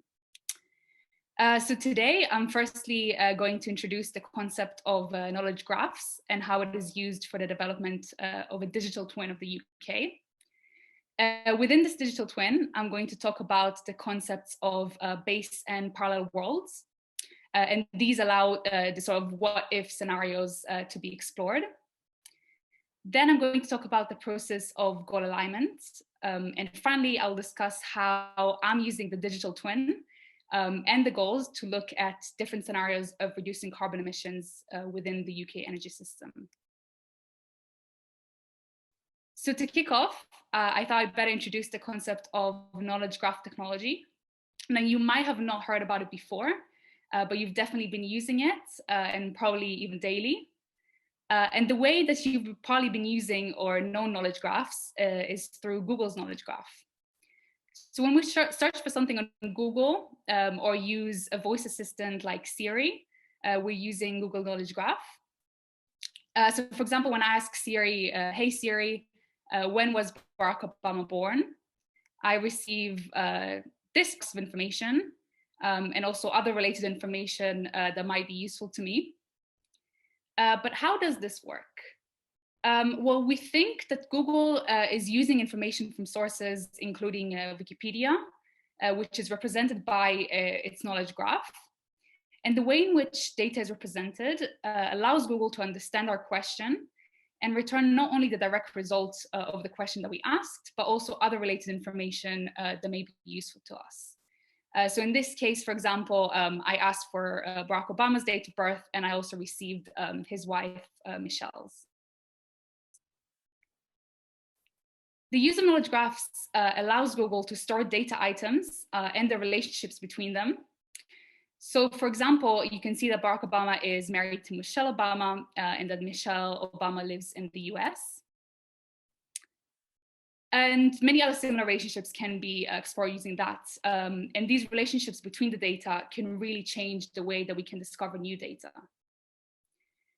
So now that we know a bit more about how knowledge graphs work, I can introduce this dynamic knowledge graph that we're using to explore scenarios within the UK energy system. And the reason why knowledge graph technology is useful here is because the objective function within our use case is not very straightforward. So for example, if we want to know if a scenario that can decrease carbon emissions by, let's say, increasing carbon tax will have a negative effect on the society or the economy, the objective function is not very much straightforward. So these cases can be explored using the knowledge graph. And this dynamic knowledge graph contains concepts and data that describe the energy system.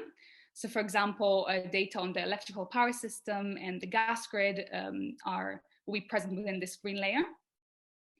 And the other component of this is computational agents that simulate the behavior of the real world. And they upload data and perform useful calculations on it. This knowledge graph also has a parallel world capability. This means that it contains a base world that can describe the current state of the real world and parallel worlds that describe the effect of certain what-if scenarios on this base world.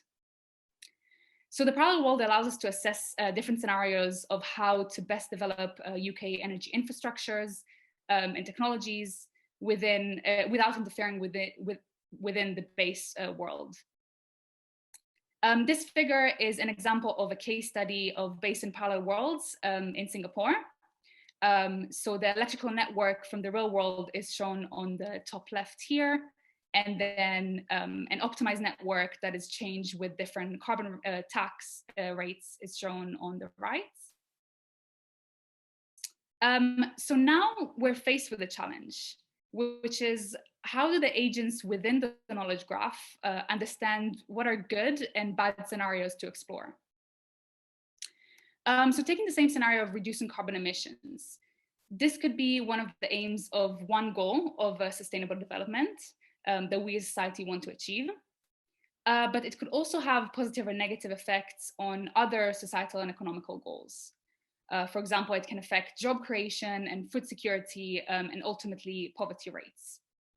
And in order to be able to model this, we need to guide the agents that perform these scenarios with certain set of goals. The Sustainable Development Goals are goals that can potentially be used for this purpose. There are sustainability goals that relate to the society, the economy, and the environment. And these goals have these interlinks between them so that we're able to show the negative and the positive effect of achieving one goal on another. And the way the goals work is that every goal has multiple targets, and every target has multiple indicators. And as you go from goal to target to indicator, you go from something that is more abstract to something that is more well-defined and can potentially be measured. So an example that we've been focusing on is goal number 9, which relates to industry, innovation, and infrastructure. And I gave this example here of the breakdown of the goal to a specific target, to a specific indicator. And we're currently in the process of integrating the goals into the knowledge graph and creating agents that can evaluate some of the indicators. So indicator 9.4.1 is one of them. So one of our use cases currently for this is using the knowledge graph to explore scenarios that can help decarbonize the UK energy system. And we've started evaluating indicators using data that we have for UK power stations. Now, 2 specific indicators we've been looking at are indicators from goals 9 and 7, which concerns CO2 emissions and the share of renewable energy in the energy mix. In the near future, we'll explore scenarios that can optimize the 2 indicators and look into how moving towards achieving them affects other pillars of sustainability within the Sustainable Development Goals. So in this work, I've given an overview of the research project. The work on the digital twin is ongoing, and my colleagues at the computational modeling group are looking into adding data to describe land use in the UK and the national grid. These can potentially help to implement some other related goals for sustainable development. We're also currently looking for students to help adding data for potential wind and PV power as well. Thank you very much for your attention, and I'm looking forward to take any questions. Great, thank you very much, Mikka, and that was a very interesting talk, and great to see how AI can be used in this way to study the Sustainable Development Goals. I think in the interest of time, we'll move straight to taking questions on the Q&A, and so if anyone has any questions for Mikka, please ask those in the Q&A, and Mikka can type the answers to your questions. And then we'll move on to our next speaker, which is, oh, and there's my timer going off, so you were actually perfectly within time, but yes. Our next speaker is Wdowin from the Bennett Institute, and you've got your slides up already, so over to you, Julia. Hi, great. Thanks for what's been a wonderful event so far, bringing lots of different threads together, and I hope my slides are working and everyone can see them, and yes, they are. I hope to make, great. I've got a more theoretical slant on some of these questions that we've kind of been seeing across the various talks, and I hope to make a small contribution really to consider the role of individual agency. So the capacity that individuals have to make their own free choices in shifts to more sustainable economic models. So and here, like the one we're considering here, a shift to a net zero carbon society. The question of individual agency and sustainability efforts is really about the style in which the shift occurs. But I think it's also potentially a fundamental question for the long-term outcomes of the shift that we're hoping to, the shift to the model that we're hoping to pursue. It's important for what we might consider the resilience of the model that we're pursuing. The way the shift occurs, which actors are involved to a lesser or greater extent, who leads the shift, and similar questions to these are all going to be important for the long-term outcomes of what we're trying to achieve, and for the durability of the model that we're trying to pursue. And this is why the well-known economist and philosopher Amartya Sen focused on human freedoms in sustainable development processes. And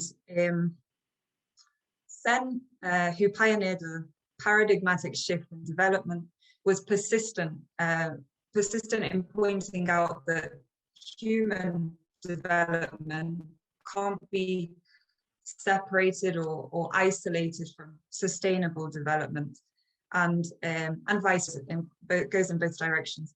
And I guess this is a very similar conclusion, and I did the one underlying the very recently published Dasgupta review on biodiversity. But Sen also observed that a shift in focus from resources to humans in development processes was not enough, and that actually in addition to this shift in focus, there also needs to be a concern for the freedoms that humans have reason to value. And we can think about these as potential freedom is individuals' political engagement in development processes, political processes. So in this light, for a resilient sustainability shift to a new model, the freedom with which agents can act becomes important. So if sustainable development, a shift to a new model like a net zero carbon economy is to have individual human freedoms underlying it, then what really becomes quite important is the other values or the aspirations that individuals might have. So the different things that people value becomes important in the process, both at the individual level, so the individual values which shape individual choice and decisions, and also society at the more aggregate level, societal values that go on to shape social choices and decisions. But we might have certain values, we might have certain aspirations without really having the opportunity or the possible means to put these into practice and to realize the aspirations that we might have as individuals. And this can be down to a number of constraints, such as the lack of resources to do so, different institutional factors, different structures that don't allow us to put into practice the aspirations we have to do the things we value.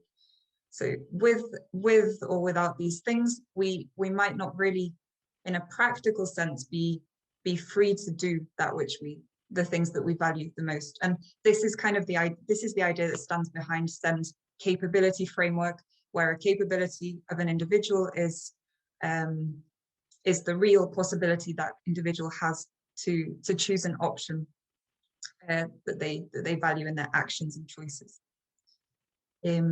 A question that's appeared in line with this is whether expanding capabilities, so people's ability to do the things that they value or that is in line with their aspirations, is whether there's a potential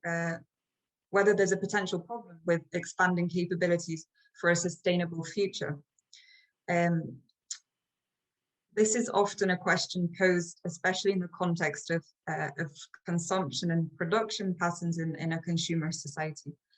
And to this end, a number of models and theories have emerged that are based on the idea of an ethos of constraint. So ethos of constraint being the idea that in some way we incentivize or nudge people to reduce their consumption with the ultimate aim of reducing carbon footprints. Some of these models have then gone on to integrate kind of this idea of ethos of constraint with a capability approach, trying to build in this concern for human freedoms in moving towards sustainable models. But generally speaking, in the most part, these models are still seem to come into some kind of conflict with a broader freedom-oriented view. There's still critiques of these models. So more recently, there have been calls in the literature to dispel this idea of an inherent conflict between expanding people's capabilities, so people being able to live according to the values that they hold or have reason to value, and broader sustainability aims. And I think that there's two ways we can potentially dispel this inherent conflict. One of them is by approaching certain assumptions that we make about the individual actor. And we can look to Sen again for guidance on this. as the quote we can see on the screen. Sen argues that human beings are agents of change who can, given the opportunity, think, assess, evaluate, resolve, inspire, agitate, and through these means reshape the world. So human beings are ethical agents who can act effectively, both individually and together, you know, in collaboration with others. And as Sen goes on to, as Sen argues here, can be viewed as more than consumers or people with needs to be fulfilled. And this is a different sort of a different underlying assumption to how to individual choice making. Another way we can approach dispelling this inherent conflict between expanding capabilities and still aligning ourselves with the demands of sustainability, more sustainable economic models, depends on understanding the values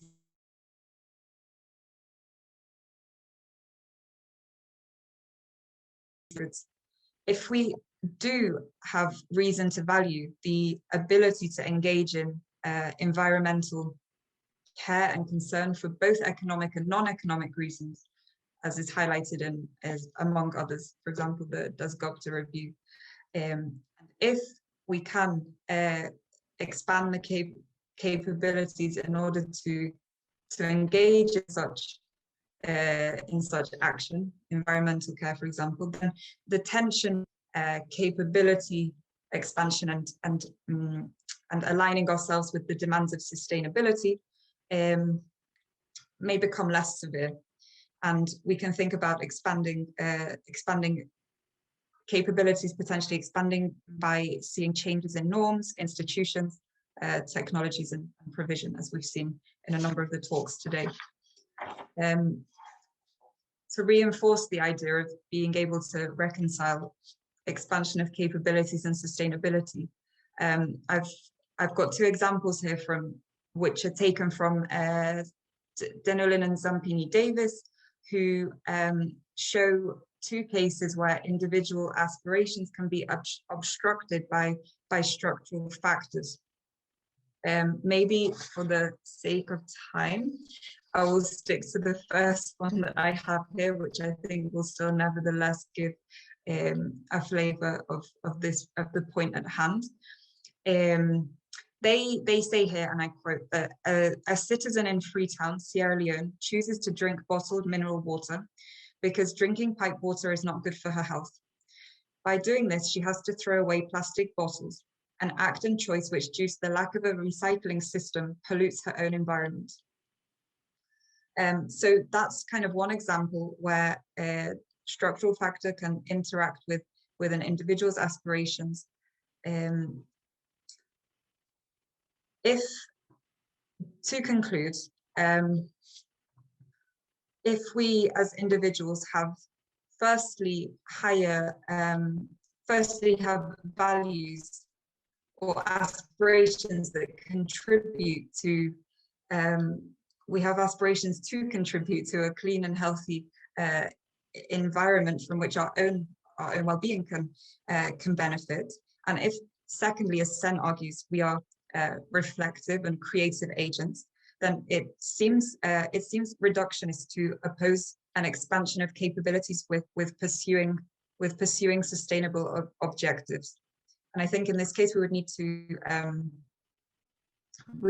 to consider how individual choices change and how they interact with the possibility of a broadening opportunities available to an individual to act in more environmentally sustainable ways. And more research needs to be done into this. I'm hoping that my doctoral thesis, which is at the very start of the process, will be a small contribution to this literature. And I'll end there. Thank you very much. Thank you very much, Juliet, for a very interesting talk. And I think it was very interesting to follow that you followed on from what Mikka was talking about, because it kind of like you can see how these two topics could tie in quite closely if you could look at how humans work as agents and make those choices based on the AI approach and on the theoretical approach that you're studying. I think in the interest of time, we're going to have to stop here. I don't really have time for questions now, but if anyone does have any questions for Julia, please do email her, and we will make sure her contact details are available on the program. So I think that was our last speaker for today, and thank you all very much for your attention and for joining us today, and thank you very much to the speakers for all their excellent talks. And I just very quickly will bring up my final slide here again, showing the upcoming symposia. Sorry, can't even find the word anymore. The upcoming symposia on the following 2 weeks. So we have our Transport, Cities and Infrastructure Symposium next week, and the Carbon Drawdown and Climate Repair Symposium the week after. So please do join those symposia, and the other events listed here as well. And we will be sharing the links to register for those events with you, as well as the link to the recording and the slides from Nazia's presentation. And I do apologize again for the technical difficulties we had there. And I think that's all from us for today. So thank you all very much for joining. Thanks again to our speakers, and thanks to Antoinette as well, who's been tirelessly helping me in the background here to make sure everything works okay. And I hope to see you all at our next symposium. So bye for now and have a good evening.